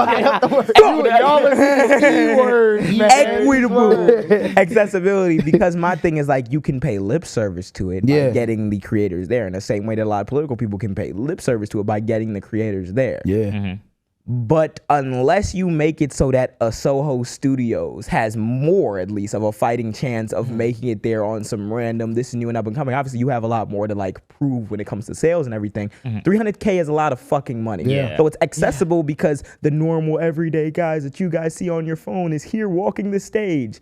But who's making the clothes? Who's getting the proceeds from those clothes? Whose clothes are getting like prioritized? Whose shit is being purchased and everything? Yeah. That's not the accessible part. The accessible part is you saw this nigga hoodie at home, and therefore you feel more at home at the New York Fashion Week. That's not the problem, actual accessibility. Y'all don't have to do that because y'all can just fund it. Yeah, y'all fund can it. put money in it. And then also I have another Cut problem. corners, when it but it's comes that about getting money capitalism after. shit, It's about getting bro. money out of it, nigga. That's what And I have it a is. That's what it problem- is. I have a problem with the influencers there because it's funny. How are you an influencer there but still making jokes about New York Fashion Week being so oversaturated and bad when you're there promoting it at the same time? 'Cause bread. Because let's be real, like Matt said, when everyone's different, no one's When So everybody's that's what it trying is. to be different, nobody is different, bro. No one- you no one see is. it so you see it immediately. Like I'm looking at half the fits these niggas have on, and I'm like, Shit, boo boo. it's just ass. I'm like, it's the same shit we've been recycling every season for the past like 2 years. The long jorts and the long George. And that's And it's like, gang, y'all really don't care about this shit, bro. None of You that don't shit really look care couture about this shit, that bro. you They would don't. normally And see at and a- what pair and why they always compare, because I see a lot of fashion influencers compared to Paris. And what is so funny about that was because it's like y'all compare it to Paris because it's that prestigious dream-like place, but y'all could actually work to better New York Fashion Week. Yeah, Y'all have the y'all can influence make it instead of like Paris. Exactly. Instead of just being like, oh, I get so tired of seeing such and such and everyone's the same. When Change it's like, it, nigga. bro, change it. and on top of it, you're participating in the same thing you don't like. Exactly. You could say that. You could say like, yeah, I don't like participating in this shit because I really think that we should have to change, and then see how many people agree with you. Yeah. And see, because I was gonna say, America does this thing all the time where we just kind of like punt to France. There's a whole like phenomenon where because we see like Paris and shit on movie screens, like when people actually go to Paris, it's underwhelming. Yeah. And I'm the whole, like, Paris is dirty. Paris is dirty. It's like, bro, you And niggas on are- that- It's like, what, it's a city with human beings. like, I don't know what you Jesus. fucking thought it was gonna You be thought you were Cinderella. walking to Paris out here. Like, Exactly. but But when that bitch gonna come out the woodwork and kiss you or some shit, they gonna see a mime and shit. Like, Americans are Same so shit. fucking Exactly. annoying. God damn. And that's where that Yellow elitism brick comes roads in and shit. because the same way they say they perform in New York, it's the same thing in Paris. They perform the same way of smoking the cigarette. and doing the Yeah. It's the same thing. The reason why it's different Because they support their arts. Yeah. Not only that it Parents- supports their arts, but it's that elitism in the fact of like you view that side because it's high fashion because everyone can't be in that side. Yeah. That's why y'all see it as that Yeah. dream-like place Yeah. because you see it as such a mecca to it. Rather, no, you're in it right now. That but allows you. you're so caught I was up about to in say that allows you to pump because if you think about somewhere like Paris, what is like America's GDP compared to fucking Yeah. France? Like, come on now. If we really wanted to do it like that, we could really do it like Yeah. that. It's just a matter of will and It's what do we planning it out. value? It's how we value. It's how we it. value. So it. like we you're value looking at sports. you're They be looking making at these fat ass stadiums and shit. If America really $1 billion wanted to, stadiums. we could make an entire stadium dedicated to just fashion. Yeah, we have could. a fat If ass you really runway want in the fashion, middle. arts, yeah. Have like extravagant fucking Yeah. blimps and shit. But it's like, we about could do that but it's shit. about getting the bread out of it. Yeah. So in order to do that, you don't cut corners. You actually like do, and the price tag might run up a little. It's not like you niggas are gonna run out of money. Also, You're I was gonna fucking say, also, American how do fashion you houses. how do you kill imagination? Do some shit like that. You black or gray ass room and just minimalistic fashion is the It would What be, you're bro. saying It, is, you'd nigga, I build spent too many. $12.99 on this background. You'd build exactly Minimalistic. You'd build too many little niggas' dreams in New York and Harlem and all these. If it was accessible to all of those areas, and you had these big ass, extravagant ass, But I thought we like like celebrations. competition. Yeah, we not on that talking shit. about? We don't You really gotta give a build fuck about none of something that for shit. people to If y'all afford really- Give a fuck about the arts and y'all none of really that shit. care, y'all would make it just about the people. people. Yeah, and make it about the people, make we it about the wouldn't- arts. We would not have this conversation if New York Fashion Week dying. Do I think the influencers are killing it? No, I think the marketing around it is killing Yeah, I think capitalism killing. I think it. Just that's like like capitalism influence- killing everything. Exactly. Everything right now. Everything. Because the influencers aren't the problem. Influencers will follow what's in front of them. Yeah. And influencers also if don't you have the put- job security of all these motherfuckers in these big ass They fashion don't. houses. Yeah. So you need to go to New York Fashion Week to present yourself the way you are because, like you said, the money isn't secure. What's happening? You just find out because we're gonna move along to Photos of David and the girl. Oh shit! Wow. Oh, Yeah. damn, bro. So we Wait. just got Yeah. We Yeah. we are not fully prepared to dive into everything about the situation, but we mentioned like last week the situation with the artist David and the girl that was found in his Tesla randomly while he was on tour, and now more information's coming out. They're saying that they might have actually known each other, and then you said you just seen pictures of the. Yeah. Yeah. Apparently, her mom said that that the girl's boyfriend name was David. They have apparently the same tat on their like index finger or some shit like Oh that. no! And now pictures have resurfaced of him with the girl. Also, said girl, So said y'all had girl, spent time together, said girl. and then she ended up. Unfortunately, condolences to her family because she Yeah. passed, This is obviously. But tragic. said girl was also 15. And David is in his 20s. Yeah, in his 20s. So pictures in general. Wait, it don't even matter if you killed him. This is the Pictures second. No, together. oh my Yeah, that's God. that's why I'm saying. Like, Yeah. yeah. Same thing, just it wasn't as morbid as they didn't find her body later, but a baseball player who was on the Rays had to leave the league like last season because it came out that he was dating, Oh, like, a you told me about 15-year-old. that, yeah. Yeah, his name Wander Franco. Wow. Tampa Bay Rays. And they just gave him like a 10-year contract because he was like a franchise defining talent he was supposed to be. And then it came out that he was like dating like a 14-year-old. Man. And then he's out the league now. Why It's niggas be almost half like a broke? lot of these niggas are what? Nut niggas, fucking kids. Bro, we live in an era where like half the political apparatus Like in this country gang. is convinced that they're gonna protect the children, and even the niggas who support them too. We're gonna talk about FaZe in 1 second because Yeah. it's actually insane that you just got that news just now. What's- Y'all, What's Were going you, on were with you, FaZe? hold on, but before we even get, were you finished with your points? Yeah. Okay. we have to actually Jesus ask Christ, bro. ourselves This the is- question: We have to. how do we get to a society where pedophilia is like actually wrong? It's like, Treated yeah. Especially amongst creators and like, It's the norm at Talents, this point. Like, it's everybody. normal. The It's normal to president, hear that. Yeah. It's normal to hear like stories like this. He was dating a 14. It's normal. It's to normal. hear And shit like niggas that be- because I can't believe Niggas it. get niggas ma- get that power, Bro. niggas get that money, and they Niggas just get wild that out, power and bro. get that money, but bro, I remember I was on stream like a while ago, and I remember I was like talking to my chat because it was some people in my chat that was underage, and they was remember that day, and they was trying to tell us that like it's not as bad as people think it is. 17-year-old girl, da da da, and I'm like losing it because I'm like guys. This is what a lot, and we're gonna get right into the FaZe thing, but this is what a lot of motherfuckers don't understand about this shit, right? The notion that like you can't date someone younger than you, it's a lot of shit like that. But I'm not saying you cannot date anybody younger than you. But the reason why, bro, it don't matter if I'm 18, 19. If you're 18 and 19, you know, high school gets, or not 18, 19, 18 and 17, high school gets weird. yeah, okay, no, I understand no one's worried that. about that. Yeah. If you're 19 dating a 17-year-old, no. I'm already If you're no, 20 bro. dating a That's not a- no. And the reason why They want no. it's not only because it's illegal. Anything. No. No. Not, yeah, No. not only because of that. But bro, it's when you reinforce shit like that, and when you reinforce things, oh, it's okay because it's only a year. Look at your mama. That's how you start getting first- into there these should be- I don't territories, understand my why nigga. niggas bring up like the parent shit, because usually parents meet when they're adults.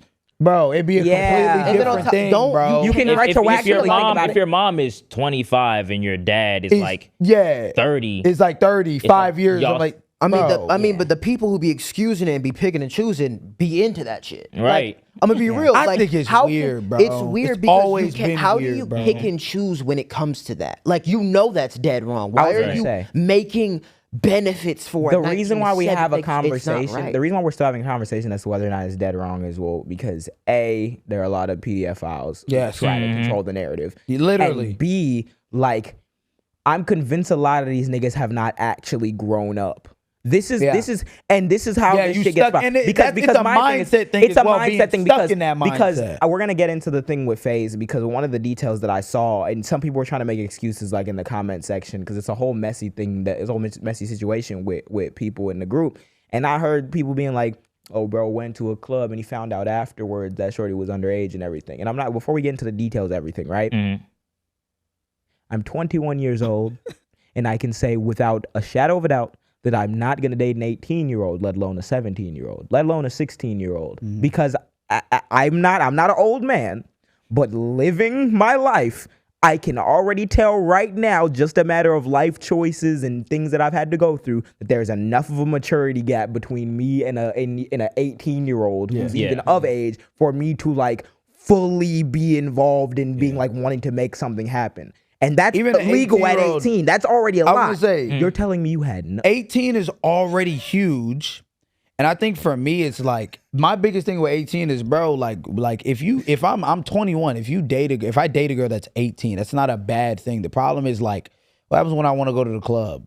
What happens when I want to drink? go to the bar. What happens when I want to go to, like, bro, you can't even can't do shit. you can't even And that's do, a where practical- Where I'm going to take you to Chuck E. fucking Cheese? And that's a Like, practical thing. That's a practical I'm thing you can make at age 21 just Yeah, because, like, hey, I what want are to have you a good talking time about? with you. That's- Y'all niggas are cooking up with people half your fucking age? Oh, there he ain't know. Oh, there was someone who We went gonna to get that into club. that. Talk about, please. Who was that Yeah, someone? Tell me, gonna get because to I got to that. hear the All right. deets. Bro, So this is weird. I want everybody to sit down, Get our relax. fair share of alleged. Yeah, first of all, tell us, fair share of allegedly. First of all, explain FaZe, what FaZe Okay. is to people that might not know. So for the people that don't know, FaZe, I forgot when their inception was, but Yeah. they're heavy in the Call of Duty scene. I remember back in the day where motherfuckers was playing Call of Duty Modern Warfare 2, 3, Black Ops Trick 1, shot, 2. Just compilation. gaming in Trick general. shot compilations. Yeah, I remember it was me and some of the homies I was playing Call of Duty with back then.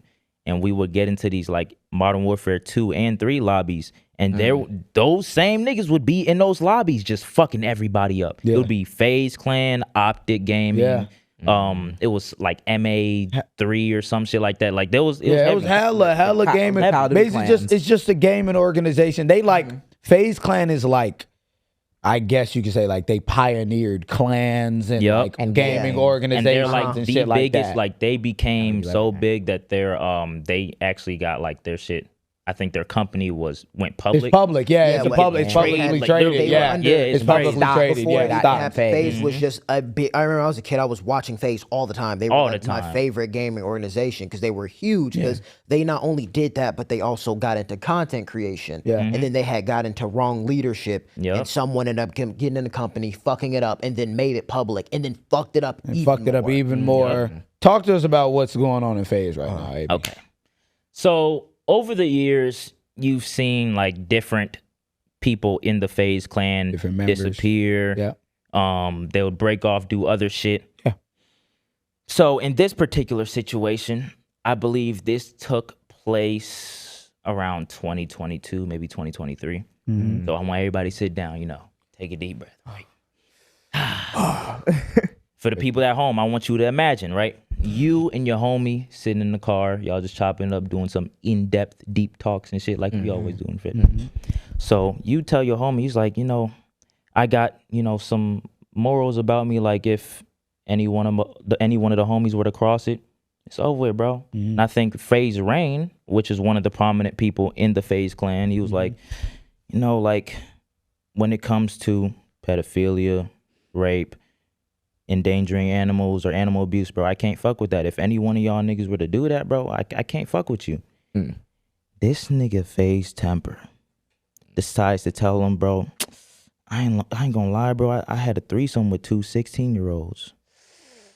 Wait. Wait, he said it. Wait, They is were that they true? were in the car. Allegedly. This is the story accounting from FaZe Rain. He says they were both in a car chilling. He went through the spiel about, yo, these are my morals and everything, you know what I'm saying? And then he says, yeah, I slept with two 16-year-olds. And then FaZe was like, Rain was like, yo, wait a minute. Please tell me like you were 17 when this happened. how He was old like, no, this was like a couple years ago. He was 28. 28, bro. What? 20. How do you get aroused If y'all- around a 16-year-old at damn near 30? If Wait, y'all don't know wait. who Temper is like when it comes to FaZe, he's like the originator Gang. of Yeah. FaZe. Yeah. Temper really curated a lot of the people in FaZe, Yeah. brought them in. Yeah. So he's really like an OG of this shit. So hearing that, I'm like, So how did this allegedly happen? Yeah. So How do you find yourself? that happens, right? It kind of jump skips, but I think a couple days ago, Rain basically said like that was that was one of the reasons why he kind of left FaZe because it was hard on him because he kept thinking about it or whatever, and then eventually he got online and he started talking about it. He didn't say the name at first, but then when he dropped the bomb or whatever, everybody was like, "Yo, who the fuck is he talking about?" So they instantly, which is crazy, instantly started, "Oh yeah, that's Banks." Everybody was like, "That's Banks, that's Banks, that's Banks." That's so then crazy. Damn. And Banks is Yeah. the like FaZe CEO of it CEO right of now. FaZe. Yeah. Right now, yeah. And the reason why people are saying that is because Banks normally gets into weird Yeah, Banks shit. got Yeah, weird that shit. whole He was situation Trump with, supporter. That Yep. whole situation with Pump and dump Jake scam. Paul Yeah, I was and gonna his say, assistant that that was like fake. there was a allegedly like violence. Someone beat someone, and then him and Jake Paul were back and forth about the details of what happened. Yeah. Like this was Yeah. years ago. mind Yeah. you, even before this, like I said, when FaZe got new leadership and when they ended up moving to California, shit just got weird. It got overall. They weird, were bro. doing- Yeah. They had a pump and dump called Save the Kids, and They moved from where? Boston, right? Or was they from New York. New York. They Yeah. went from yeah. New York to California. They had pump and dump with Save the Kids. Mm-hmm. They ended up having another pump and dump. Yeah, They they've had, like, allegations three Well, what's with like them. pump and dump? That's Pump like and dump is like crypto scams. Yeah, it's like crypto. Hey Crypto guys, and buy then- this coin. It goes as soon as niggas buy it, it goes high. You sell all your shit, and you have the majority of the stock. Yeah. So it's gonna plummet. Everybody lose their money. to their majority children audience. Yeah, and Yeah. they call it Save the Kids. And they did it multiple Nuts. times. Banks just recently did it. Double Banks- Don't homicide. trust the nigga that say save the kids, bro. Double Everything- homicide. Literally just He did the shit just the other did it, day, got yeah. exposed for it, and then he ended up stepping down as CEO. Yep. Yeah. And then members ended up leaving, like So- Yeah. like Max ended up leaving. But what I find so cool, not cool, but interesting about Max leaving was they ended up having a reunion on Twitch with all the FaZe members, kind of talking to him like, "Why did you leave?" You talking about Of course- Black Boy Max? Yeah, Black Boy Max. He was in and FaZe. they're all clip. You said what? Is that he was in FaZe? Yeah, he was in at the FaZe time, just, and he ended up just stepping until One like of last the week. new 2 weeks members of FaZe. Yeah. Oh, he just stepped down. Yeah, he just stepped down a few FaZe weeks did ago. FaZe ended up doing just a rebrand to get it back up because I remember when I said it was under horrible leadership. So then Max ended up stepping down recently, and they had a reunion with all the FaZe members, at least the rebranded FaZe members, and they were like, "Yo, like, why did you leave?" and all this and that. He was silent a lot in the call, and they were trolling him, and he was like, "I can't really say what I want to say." So to now hear the news that it Yeah. dropped, it's like It's nuts. it looks Nuts. really Is bad. there more? Is there Yeah. more? Yeah. So basically, everybody was insinuating that it was Banks. So Banks came out and he made a 9-minute video, basically saying, "No, nigga, it's not me, it's Temper." So he name Good dropped. fucking God. Name dropped it was Temper, right? So he clears his name, and then he gets into a conversation that he starts talking about Everybody like just knew this nigga was fucking kids. It wasn't me. I didn't do it, but I knew that it would happen. I and knew. it was- He just said he No. wouldn't put it on me. put it on paper. It's crazy. So he gets online, right, and he says that him, Rain, Apex, Temper, they all got like on a group call about a year ago to discuss the allegations, all right? And they said basically that Rain and Temper, they were going back and forth with it. He didn't really get into specific details because obviously he's trying to like, obfuscate from the situation or whatever. Yeah. But according to him, there was no resolution, and Temper denied the allegation during that group call, right? Okay. Crazy. So Rain gets back on, sees his response. He's like, "Nigga, you lying. What the fuck is you talking about?" He was like, "Bro, you got to tell the truth." So Rain says Temper told him that he had a threesome with 2 girls, which were 16 allegedly, when they were talking in the car. In the merge call, Temper ends up switching his story and saying, "No, it wasn't 2 16-year-olds, it was a 17-year-old. and the other girl was watching. Nothing. Much better. Much fucking Much better. Much fucking better. And the the thing is, so Rain questioned. So according to Rain, he questioned him. He was like, "So why did you tell me it was a threesome with two 16-year-olds?" He was like, "Oh, I was just saying it to make the story better." That According makes the to Rain. story better? Kill it. What the fuck is up with people's storytelling? I was That make it saying better? that to make the story Make better. the story The better. allegations that I was a PDF. Fire for that. Fire for that. I gotta make the story better, I gotta make guys. the story better. But Nigga you know said what? I want to Let's be a actually- PDF file for the fucking But story, you know what, man. bro? I gotta be honest, Nut bro. Like, and you know- I gotta and tell you know- you real. I had a 17-year-old watching. Nigga, what? Nut That's niggas. That's better. better? And on top of that, what really like nah, to me, I don't know. he probably did that. According to Rain, they got into a conversation, or Temper brought up the conversation of, you know how them niggas be. Well, I mean, legally it's this Nut and that, and niggas. started Nut citing like niggas. Romeo and Juliet laws and shit. No.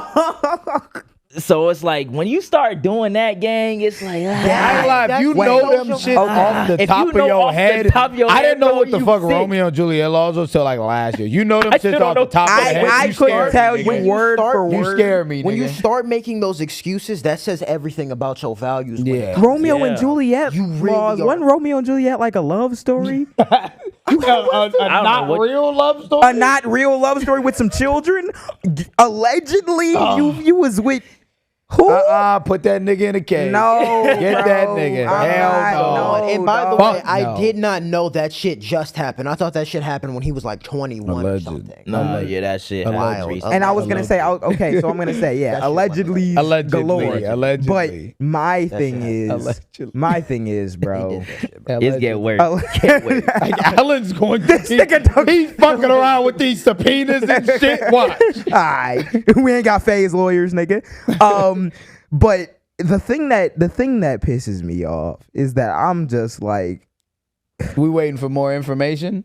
Oh, there's more information. Continue. Oh, there's Continue. more information. So, afterwards, right? I believe Temper makes a video, basically yapping. The He's yap just of the dropping you- yap of doom. Bro, that's why I hate this content shit, Yeah, bro. Just, bro. I'm a pedophile. Let me make a video.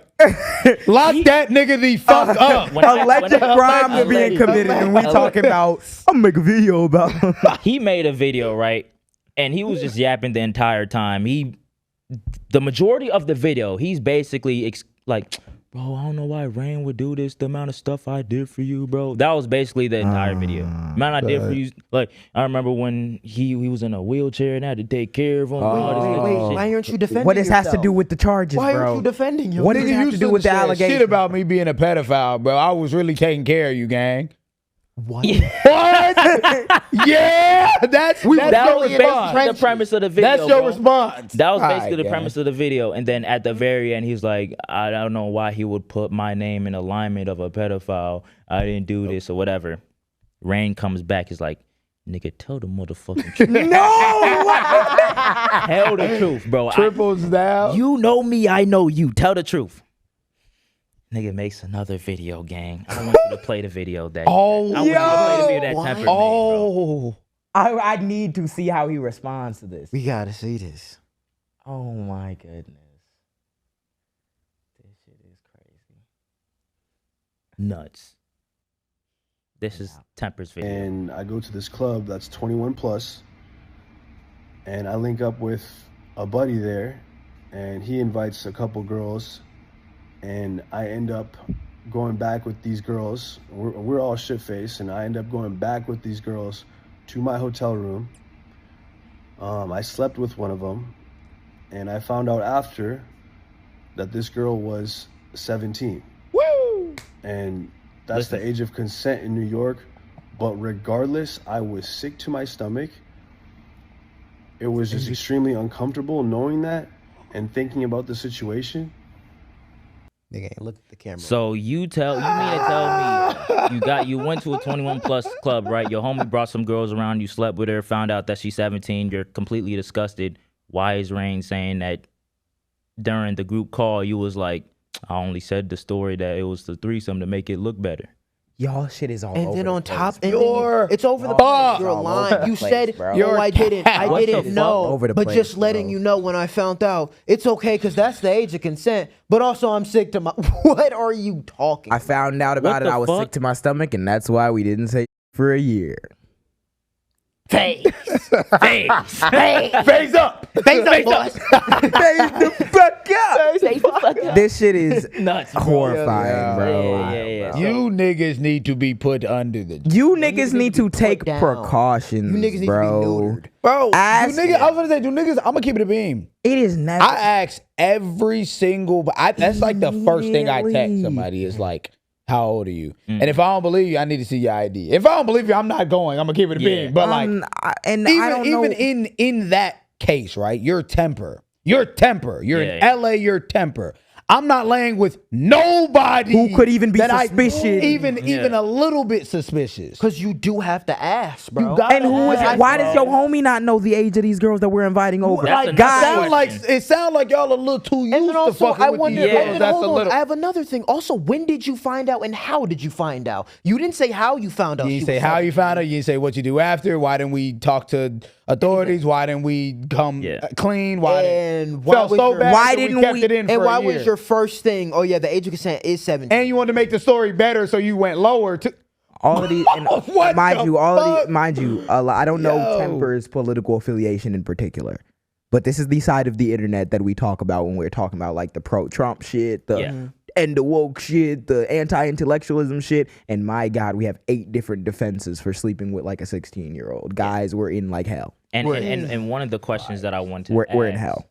We're in hell. when I first heard of the story was like, why didn't anybody speak up about this earlier? Y'all let this shit. And nigga ride left out. and he said, I can't really say what I want to say. Yeah, and and now we're finding this Freaky shit. Exactly. Sneaky So- niggas. According to Rain, he was going to come out with this story ages ago. He was going to. But- but My check was up. then the taxes hit and I couldn't really. Yeah, but he said, according to him, Banks told him not to come out with the course he story did. because Temper was threatening to take his life if the story ever. So what I'm hearing is that there's just an organizational fuck up right now. Yeah. Because we're not vetting who the women are being invited. We're not vetting the age. We're sleeping with random Talking about people. men's mental health. We're I feel like you can't release it because Yeah. I hear the excuse of like, oh, he was in a really dark place at the time. You was fucking. Damn, I wonder what the children. I wonder women what was at. I I wonder what wonder the little what girl was place at. she was at. I think that everybody- little ass child you was fucking. Everybody on. in this room Allegedly. been in a dark place. allegedly, like, huh? Everyone in this room been in a dark place. Need an ID We check. don't resort to that shit. Be fuck away from So me. my thing is right. My thing is right. Okay. Nigga, I don't- I feel like Remove thyself. I feel like because a lot of people who already have the agenda in their mind where they're like, okay, anything that happens with woman, man, allegation, the man didn't do it, woman being hysterical. People with that filter, if I can speak to you for like half a second, the maximum amount of charitability I can give to anybody is like, okay, I was dating this girl, I started talking to this girl, whatever, and she said she was 18, and then I found out that she was 17, and then we stopped talking. Like, all right, cool.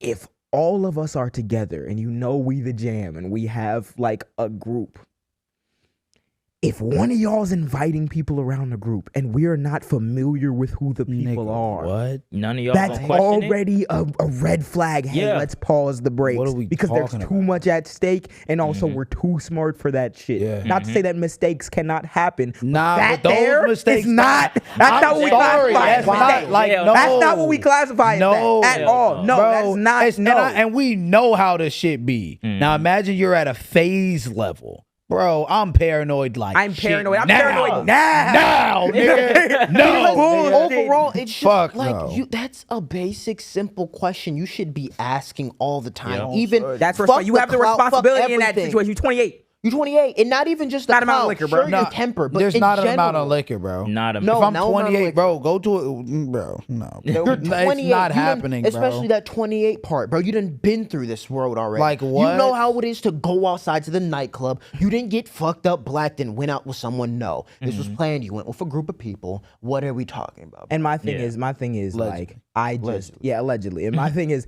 I just, I'm paranoid now because like even you can see people. You can look at people at age 21 and be like, yeah, I think they're a little young. And you could be wrong. That woman could be 25. Yeah. But like I'm seeing certain things. I'm like, nah. There's too many people out here. Let me make a gamble on something I'm more sure about. That's the biggest Y'all thing. getting fucked up. For all you niggas that, I just had to ask.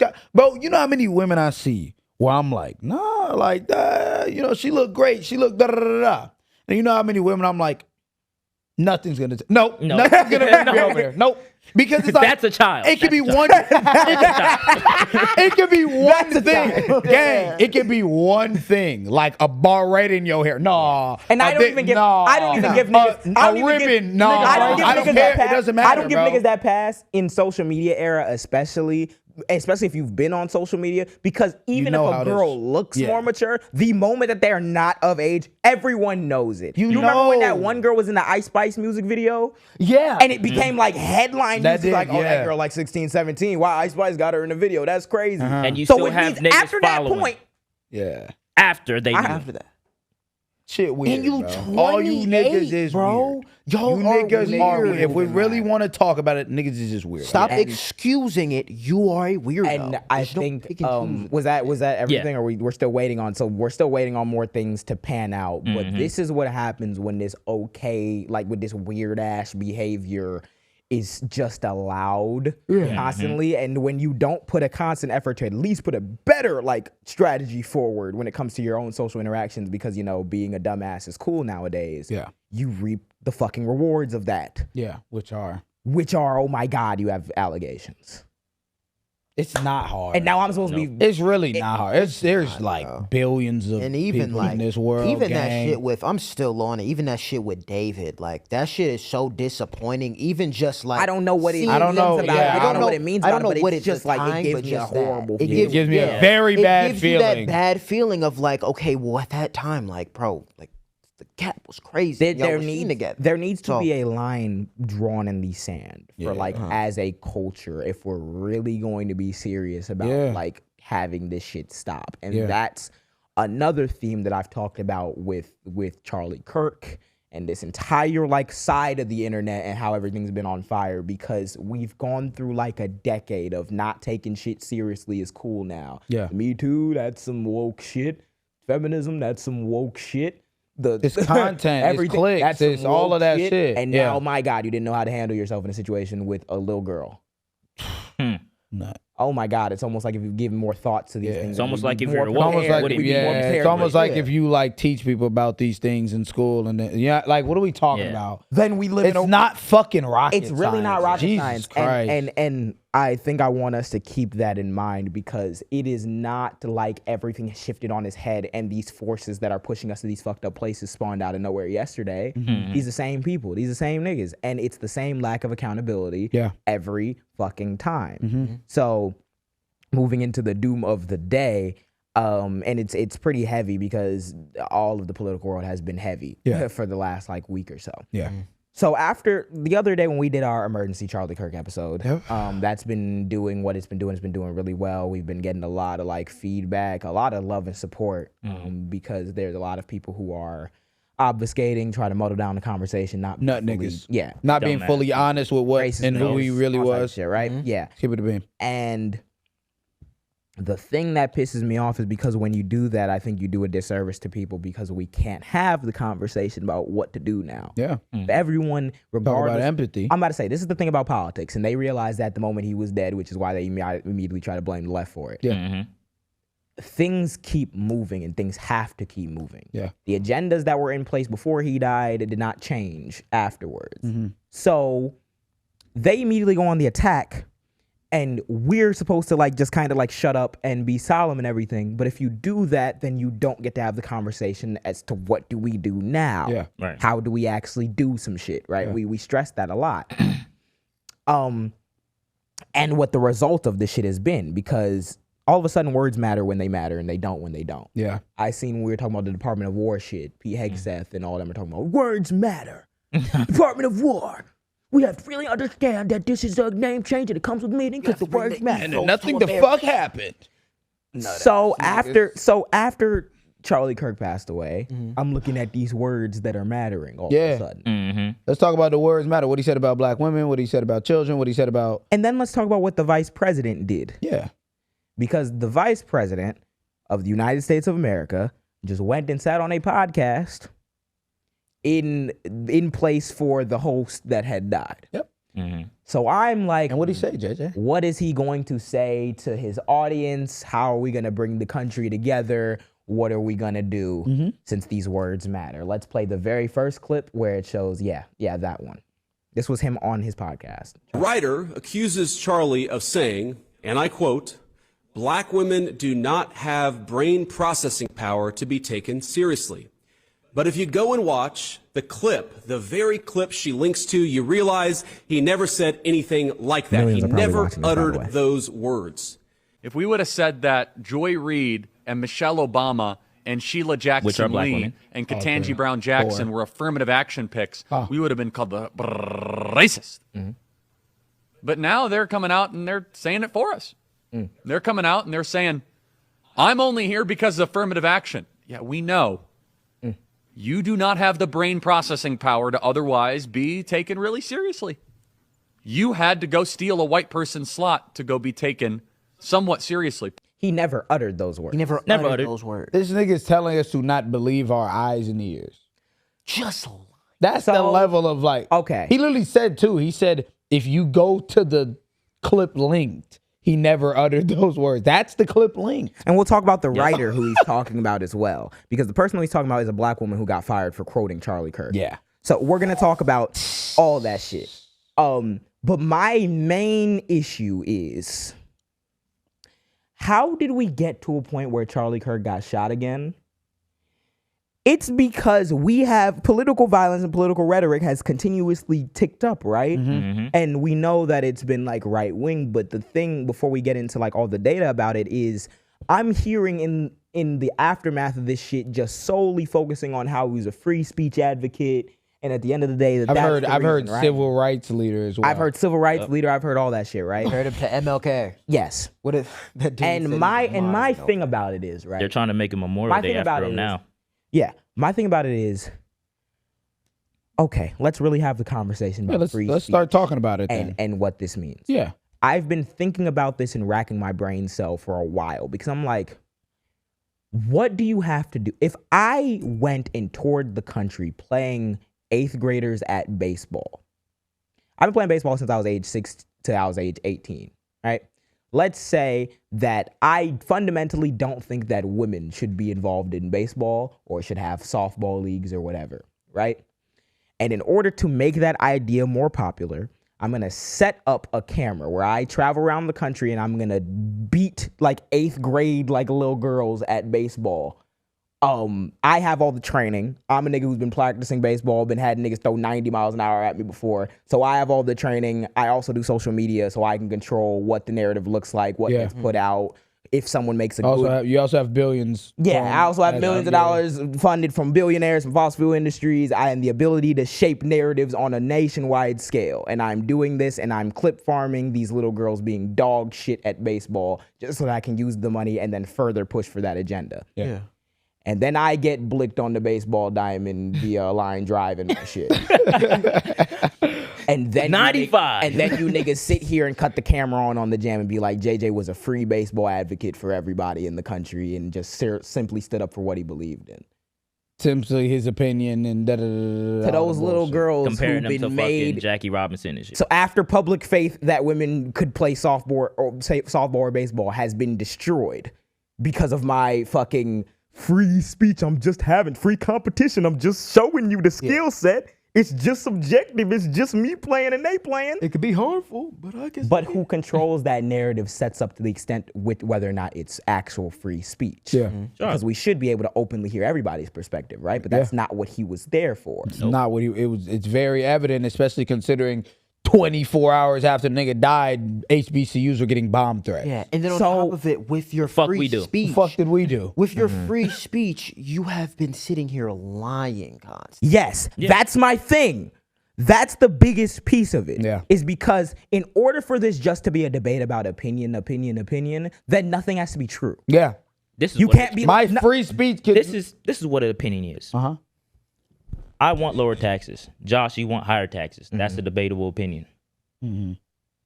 The civil rights that made me human is not. The sky's purple.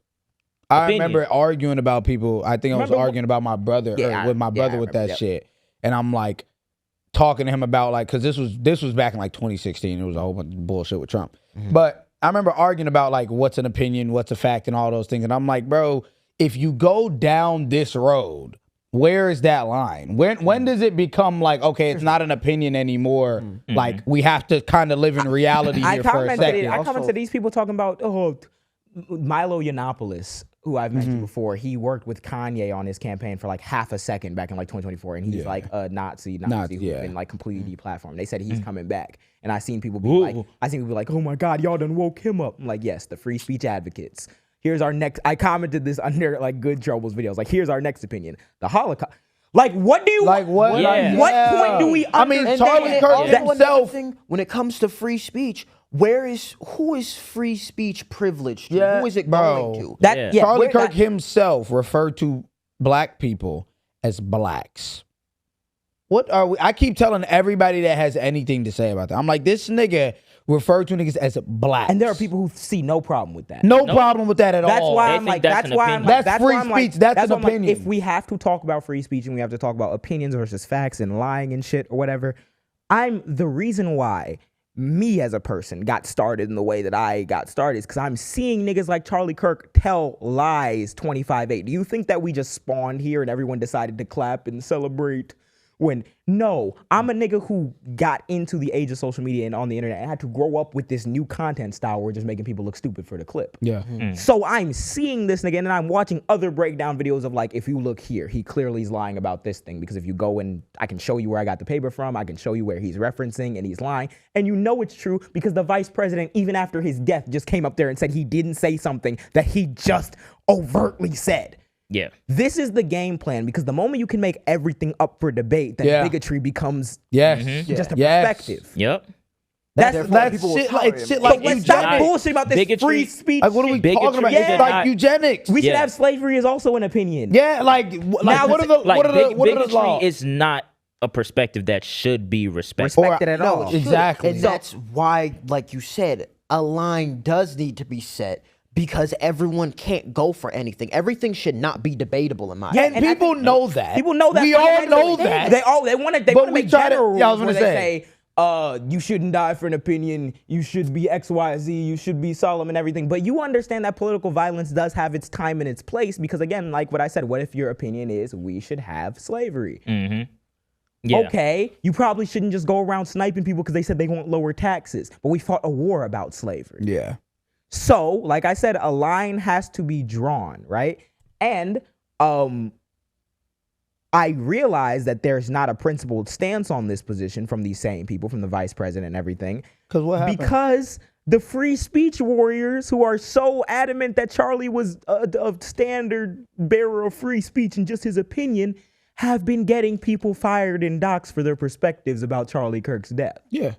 For their perspectives. This isn't like the conspiracy theory they try to start where they're like 9/11 happened and I seen Muslim people jumping up and down. No, y'all have been finding, there have been doxing people. Yeah. There have been entire pages created where creators' names, their addresses, professors' emails, their phone numbers are being blasted out to people I think because that they website didn't actually got taken down now. Yeah, Yep. because I remember they had started like a GoFundMe was like a for it, and Substack? then they had to put like Or this- not a Substack, it was a Squarespace. it was Yeah, it was like it a was in Squarespace, Squarespace, and they were yeah. accepting donations for it, and then people were donating hella because they want to get all this information, and then they realized that they'd run into legal trouble, so they were like, "We're only putting publicly available information," and then right wing people got mad about that because we see what timing they're on. Yeah. Every Yeah. right wing major official immediately declared war on the left the moment it happened. Yeah. Like we don't even have concrete evidence of the shooter's political affiliations because Kash Patel and the governor of Utah been dicking around with this shit, and they've been trying to put their own narrative and shit that's not matching up. And now we're getting more information that says that he might have been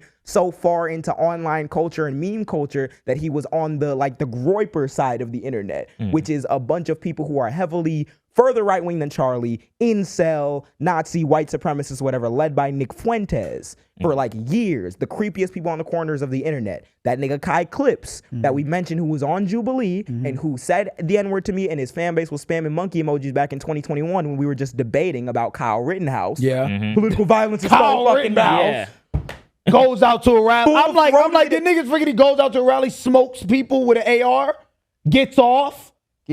And we're debating. It was empathy, political violence. Right?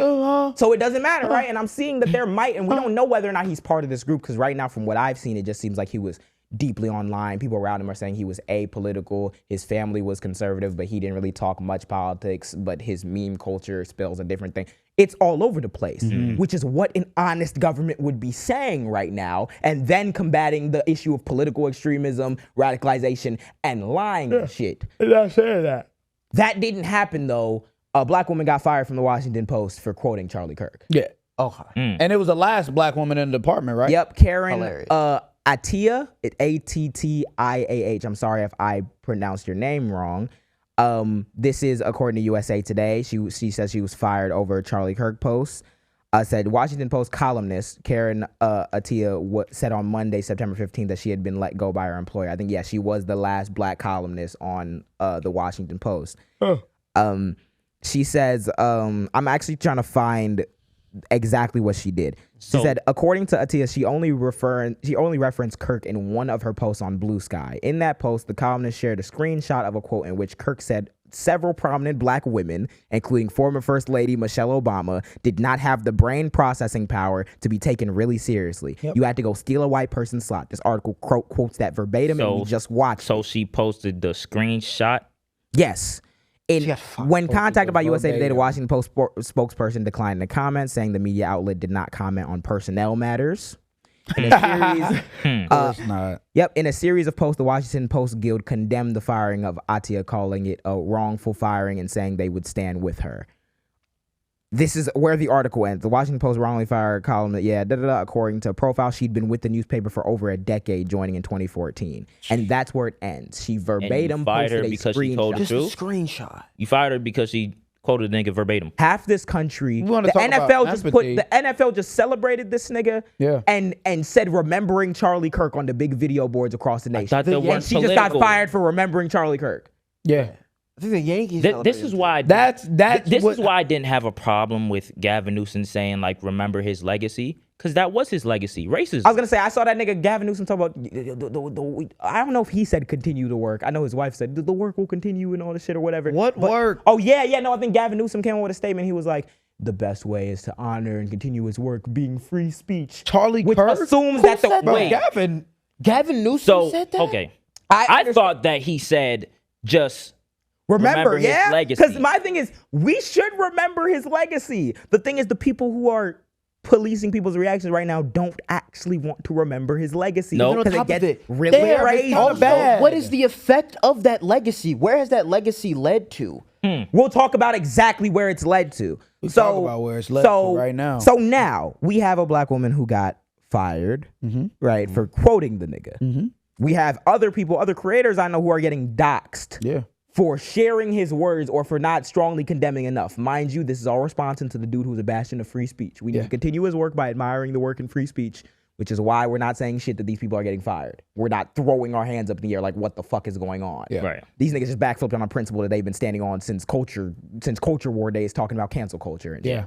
So when you want to talk about how to fucking fix this problem, not firing and doxing people who have a perspective on the person's death, because that's authoritarian, that's anti-free speech. Yeah. We could address the issue of political extremism. Yeah. But then the president and the Department of Justice deleted a fucking study off their website where it explains how much political radicalization has been rising and how much of it has been from the right. Yeah. They just deleted Deleted that it. shit. Yep. Delete 404. free speech. They All right. just 404. actually deleted it. This is a report from New Republic. They say the study published in 2024 and conducted by the National Institute of Justice is titled "What NIJ Research Tells Us About Domestic Terrorism." The first words are militant, nationalistic, violent extremism is increased in the United States. In fact, the number of far-right attacks continues to outpace all other types of terrorism and domestic violent extremism. Since 1990, far-right extremists have committed far more ideologically motivated homicides than far-left or radical Islamist extremists, including 227 events that took more than 520 lives, the study noted. In this same time period, far-left extremists committed 42 ideologically motivated attacks that took 78 lives. Just deleted from the website. Just deleted it.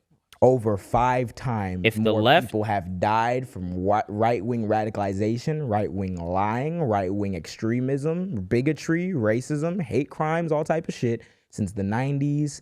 And Charlie Kirk just got shot by somebody whose political affiliation is unknown. And they said it was the left. We have to go get them. We have to go It shut them was down. the shut down radical. the Charlie Kirk organization. live on TikTok, and Ben Shapiro and other people and Matt Walsh and them were hosting it. And I just saw Ben Shapiro just making so many things about the left of like, they do this. This is their plan. Yep. They're about to do such and such, X, Y, and Z. He went on Bill Maher and fucking said if a right-wing person gets shot, chances are it was a leftist, Antifa, crazy person. Just yapping. 42 ideologically motivated attacks in 30 years that took 78 lives. Yeah. 227 that took more than 520 on Ben's side.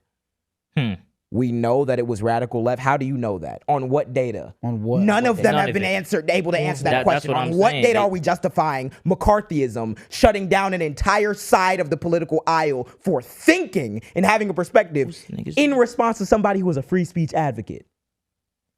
It doesn't sound It's right. almost like they even don't give saying a it. flying fuck. It's almost like us, the niggas who y'all thought was laughing, care more about your dead homie than the niggas who are advocating for him.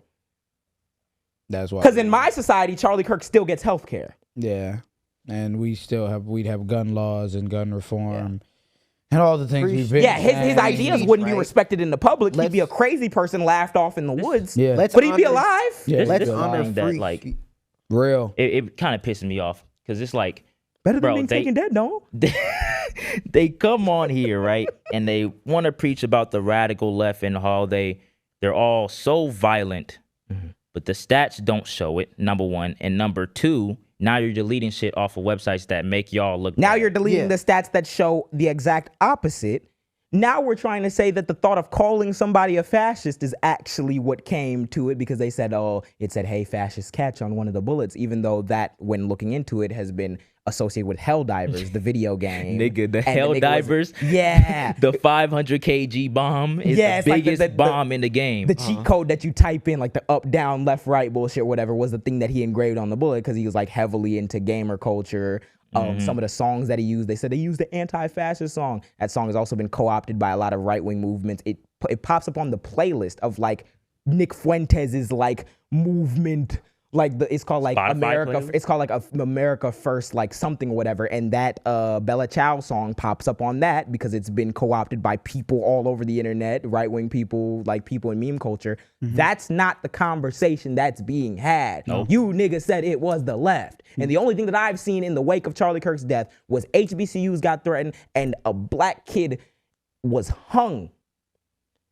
At Delta In State. which And as a sign of the times that we are in and how fraught the political times are, if we really want to remember this person, let's remember all the shit not only that he stood for, but the shit that all of them have been standing for that got us to this point. No foul play, by the way. Yeah, definitely foul play. We're acting like a nigga named Phoenix doesn't exist.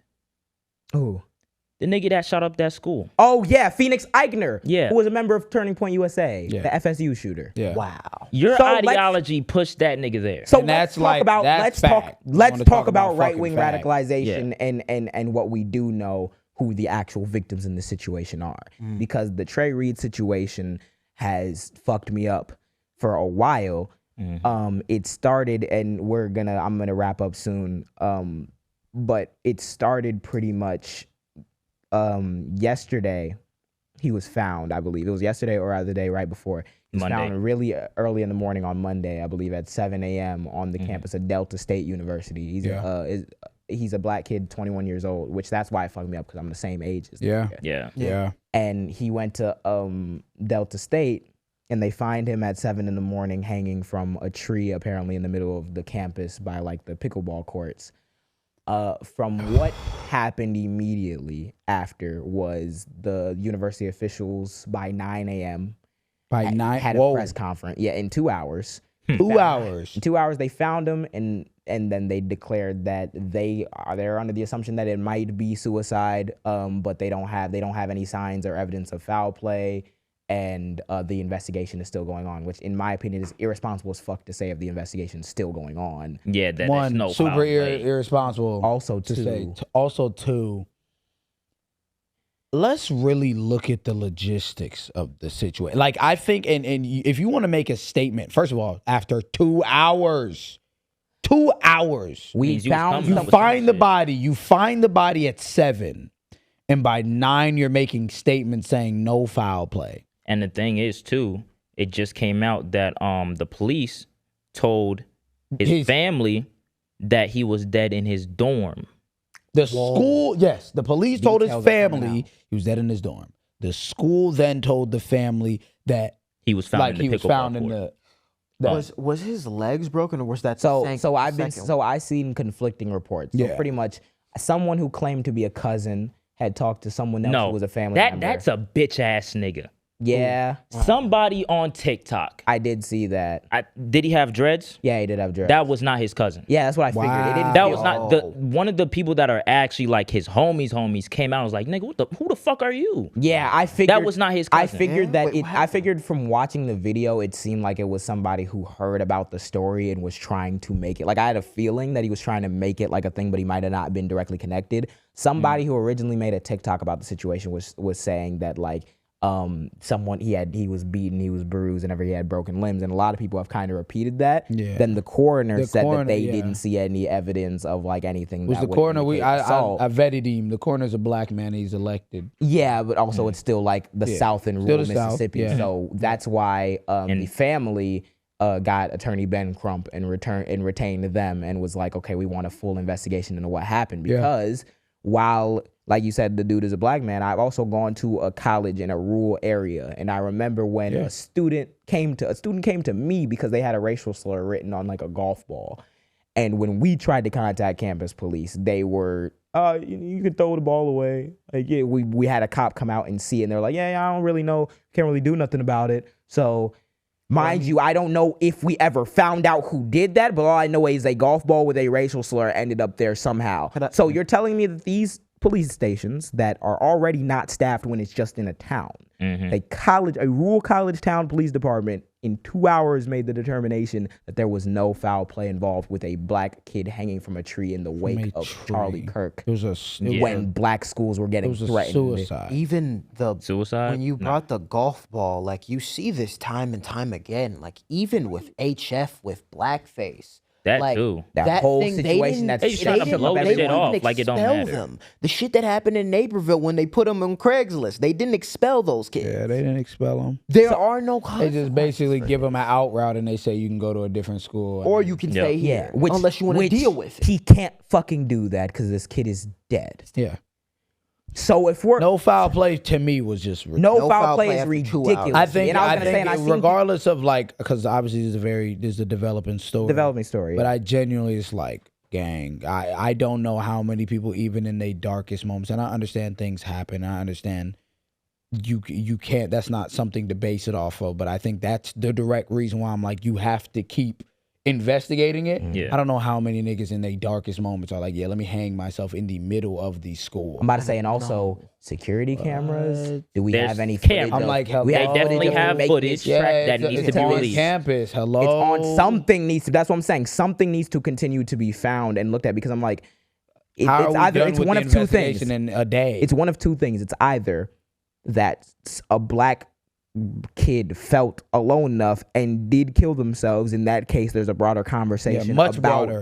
black men's mental health in general. and what we should be doing after And that's that. all fine, because nigga, that's a conversation we need to have anyway. Yeah. or someone got lynched in a very fucking fraught political time when it comes to racial dynamics because, oh yeah, King like Nazi pretty much just got blicked. Yeah. And we saw that black people were threatened that same day. So given that additional context at minimum, if your hands are on this case, you should be having that in the back of your mind. You're in Mississippi, place with the most lynchings. Delta. People used to bring their... For people who do not know, because we be saying white people, and that doesn't mean we just hate every single person individually, but white people brought their children to go watch lynchings and eat lunch. True. As a scream. Why?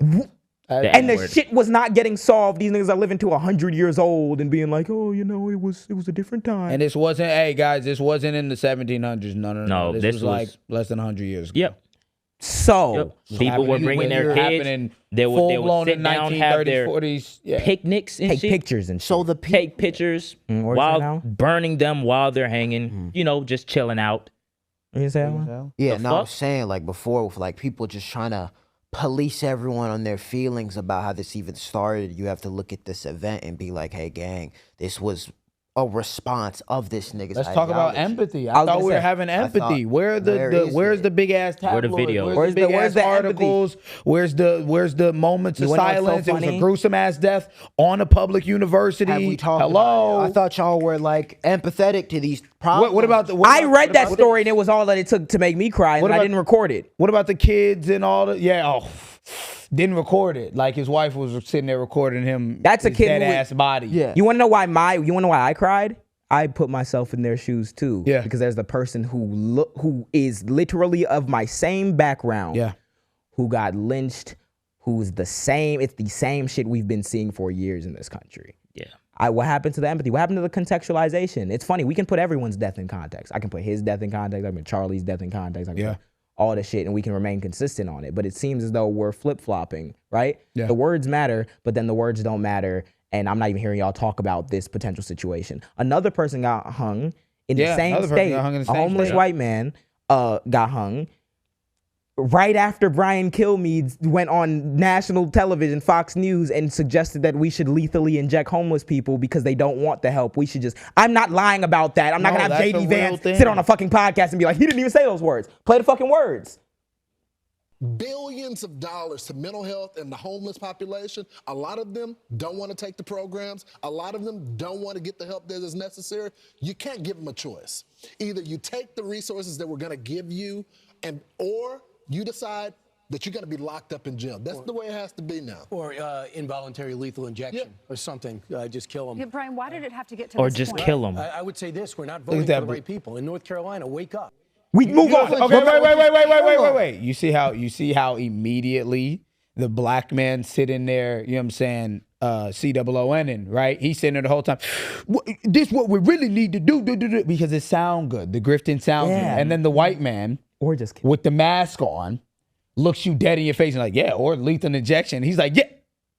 Or no, Yeah, Yeah, nigga, nigga. yeah. Oh, and then you You remember sitting there, you know you what just sitting there happened? sucking dick. Do you know what just sitting there, happened, though? you sitting there kowtowing to these people, and that's how they really feel.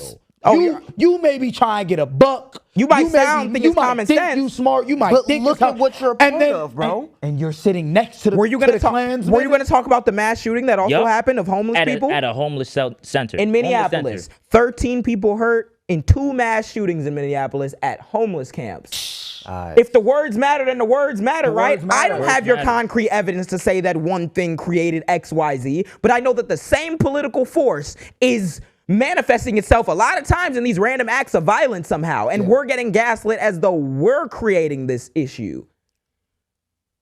What? The nigga just said involuntary lethal injection for homeless people. You know who said a couple weeks ago they don't care about homeless people? They could kill them if they wanted to. The Jaam. Me on the Jaam. I could play the clip right fucking now. Word for word, verbatim. And that's all it took was a week and a half, 2 weeks for a Fox News host to just say, yeah, we should involuntarily kill on him. air. On air. And then he came out and said sorry. Sorry. Karen got fired. She lost her livelihood. White man said we should involuntarily slaughter homeless people, and As he if said they're sorry. like, still on air. mind you, also as if they're like As if they're animals, vermin. As if they're vermin. Right. No. They're not people. Not just human Not beings only that had a hard Yeah, time. had a hard time. Stop calling getting us Nazis. You calling us Nazis and fascists? What got? Let's kill This the is homeless. why I don't feel bad when niggas make them memes about Charlie Kirk. Yep. I don't feel bad about it. What happened to empathy? What happened to empathy? But gang, I y'all feel bad talking about about it. free speech, but bro, there's we're seeing What happened to empathy? consequences to your ideology. What happened to the kid who got good grades in high school and whose parents were abusive and whose parents were on drugs and they didn't really set a financial model for them? So then by the time they graduated high school, they didn't really have no want to go to higher education. They couldn't afford it. So he was just drug addicted, poor, became and ended homeless. up falling out, became homeless and was on the side of the road. Now he's supposed to making die. people uncomfortable. What? Now he's doing all types of hard drugs and everything because long before they got outside, all the shit had already been fucked. And Brian Kilmeade rolls up in his van and says, let's involuntarily lethal injection them. Is that an opinion that we should respect? Wait, how'd they get there though? Was it because the three-letter organizations fucked up his community in general and, maybe took jobs away and maybe, stop funding books and education and then...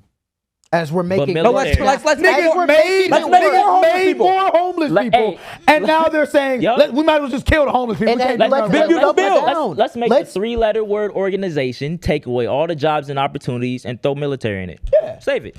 And I ain't gonna lie, if they don't want the help, I ain't gonna lie, we should just kill them. And then let's pass the big beautiful bill taking the help away. If you don't want the help, then you die. And if you use the help, you're a vermin and you're a victim mentality.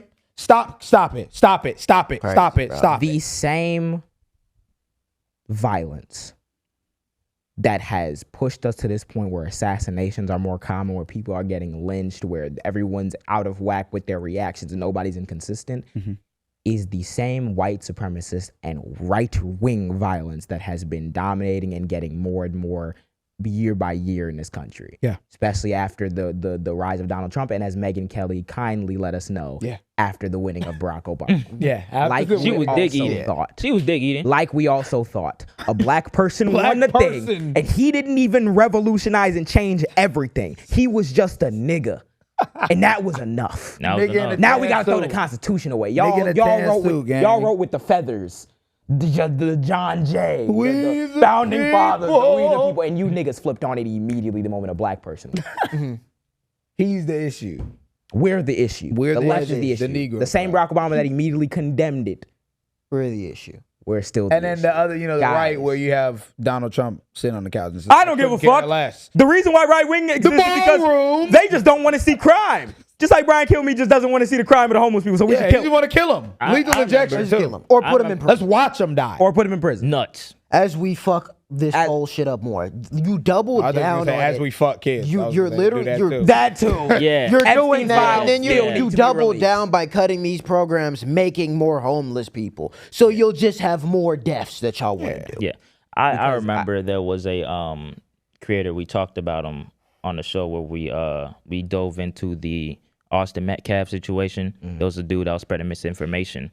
And when this Charlie Kirk shit happened, that same creator, he was like, oh, he did the whole spiel. He's just a human being. He's a child of God. And I hear this one more fucking time. And then recently he just made a video saying, well, I mean, Charlie Kirk, he wasn't really too right. I'm more right than him. Like, if it was up to me, let's just say. Keep telling on yourself. Keep telling on yourself. Keep telling on yourself. Y'all are applauding at Nick Fuentes and Milo Yiannopoulos. Open Nazi. We already Keep know telling on who yourself. y'all are. We been knew who y'all are. You're not finna gaslight us. You're And not we gonna finna keep tell us telling that you about yourself. you're not finna tell us we not. And you're not about voting hearing for that and shit. And seeing you're what not the fuck about y'all to, saying. you're not about to Gaslighting, bastardize bro. the concept of like truth and opinion or whatever just so you can have this muddy debate on whether or not we should respect other human beings. You can go have that shit. We're gonna continue telling the truth. Yeah. And that's the difference between us and y'all is that we can't look up shit to back up what y'all are saying. Yeah. Nope. But we try can, to, and and you it can- doesn't We tried come to up. take the shit We tried and you down. deleted it. Yeah. You deleted it. I will leave it linked in here. And people found it and put it on the Wayback Machine, so you can see the screenshot of it and read through it if you want. Shout Way out back of way back of This has been the jam. bro. Thank Episode you guys. 30. A big episode 30. Big 30. Thank you guys for kicking it with us. Thank you guys for 30 showing so much episodes, man. love for 30 episodes. The clips that y'all will react to and push out to y'all people. I'll be seeing y'all putting it on your stories and everything. Yes, sir. The follower count has been ridiculous. This entire time, the TikTok and the Instagram have been tracking with each other, which does not It doesn't months. happen. 8 That months. does not happen. Never happened. does not happen. They're both about to hit 80K. Thank you guys so much, and we appreciate the fact that y'all believe in us so much. We try to put our best foot forward. So Sir. yeah, God. and we got a lot of battles to keep fighting. And we're gonna. And one way we're gonna do that, one way we're gonna fight those new battles, is on our Substack. NYFW. Written. I'm trying to be Jay Williams. You know what I mean? If you want to see more in-depth things about like the topics that we discuss in videos in writing form, if you read better than you listen to podcasts, go on to Substack. Patreon is on the horizon as well. Still getting that up and running. When that drops, we'll let y'all know. Feel free to financially support us in that way, because you know these niggas are trying to do X, They Y, trying to get us too. They trying to get us the fuck about. They said if you said Charlie Kirk wasn't the best, it's a time right now. We'd appreciate your love and support in that regard. We already have when it comes to you on Twitch, when it comes to your drop. Thank you guys for purchasing. Thank y'all. Thank y'all so much. Purchase the shirts, Soho Studios. Shirts still out. Link in bio. Link in bio. Link in bio. And then finally, remember to follow us on all of our individual platforms. J William J, J William J8. You know what I mean? What you on, Matt? SoulStudios.com. AB, the artist. As written. We will not be responding for a comment this week, but there's plenty of them that y'all have always left, and we will respond. We read them all. We do read them. We still read them, even the ones without the jam talks. I be responding to them too. Yeah, so but keep leaving your comments, hashtag jam talks, all of that shit on every platform. On God, Spotify. Yep. ACAT. We didn't do it this. Yeah, we did. Spotify. Where can they find us? Spotify. ACAT. Prime. TikTok. YouTube. Back out. Back out. But thank you guys again so much. Have an awesome day or night wherever you may be, and see you. Peace out. Peace. Thank you for watching this long. If you haven't already, subscribe. What is you doing? What is you doing? What are you doing? You think we just sitting here doing it for nothing? You think you're gonna sit here and not Need do to shit? Like, I know you're not subscribed. Click it. Cool.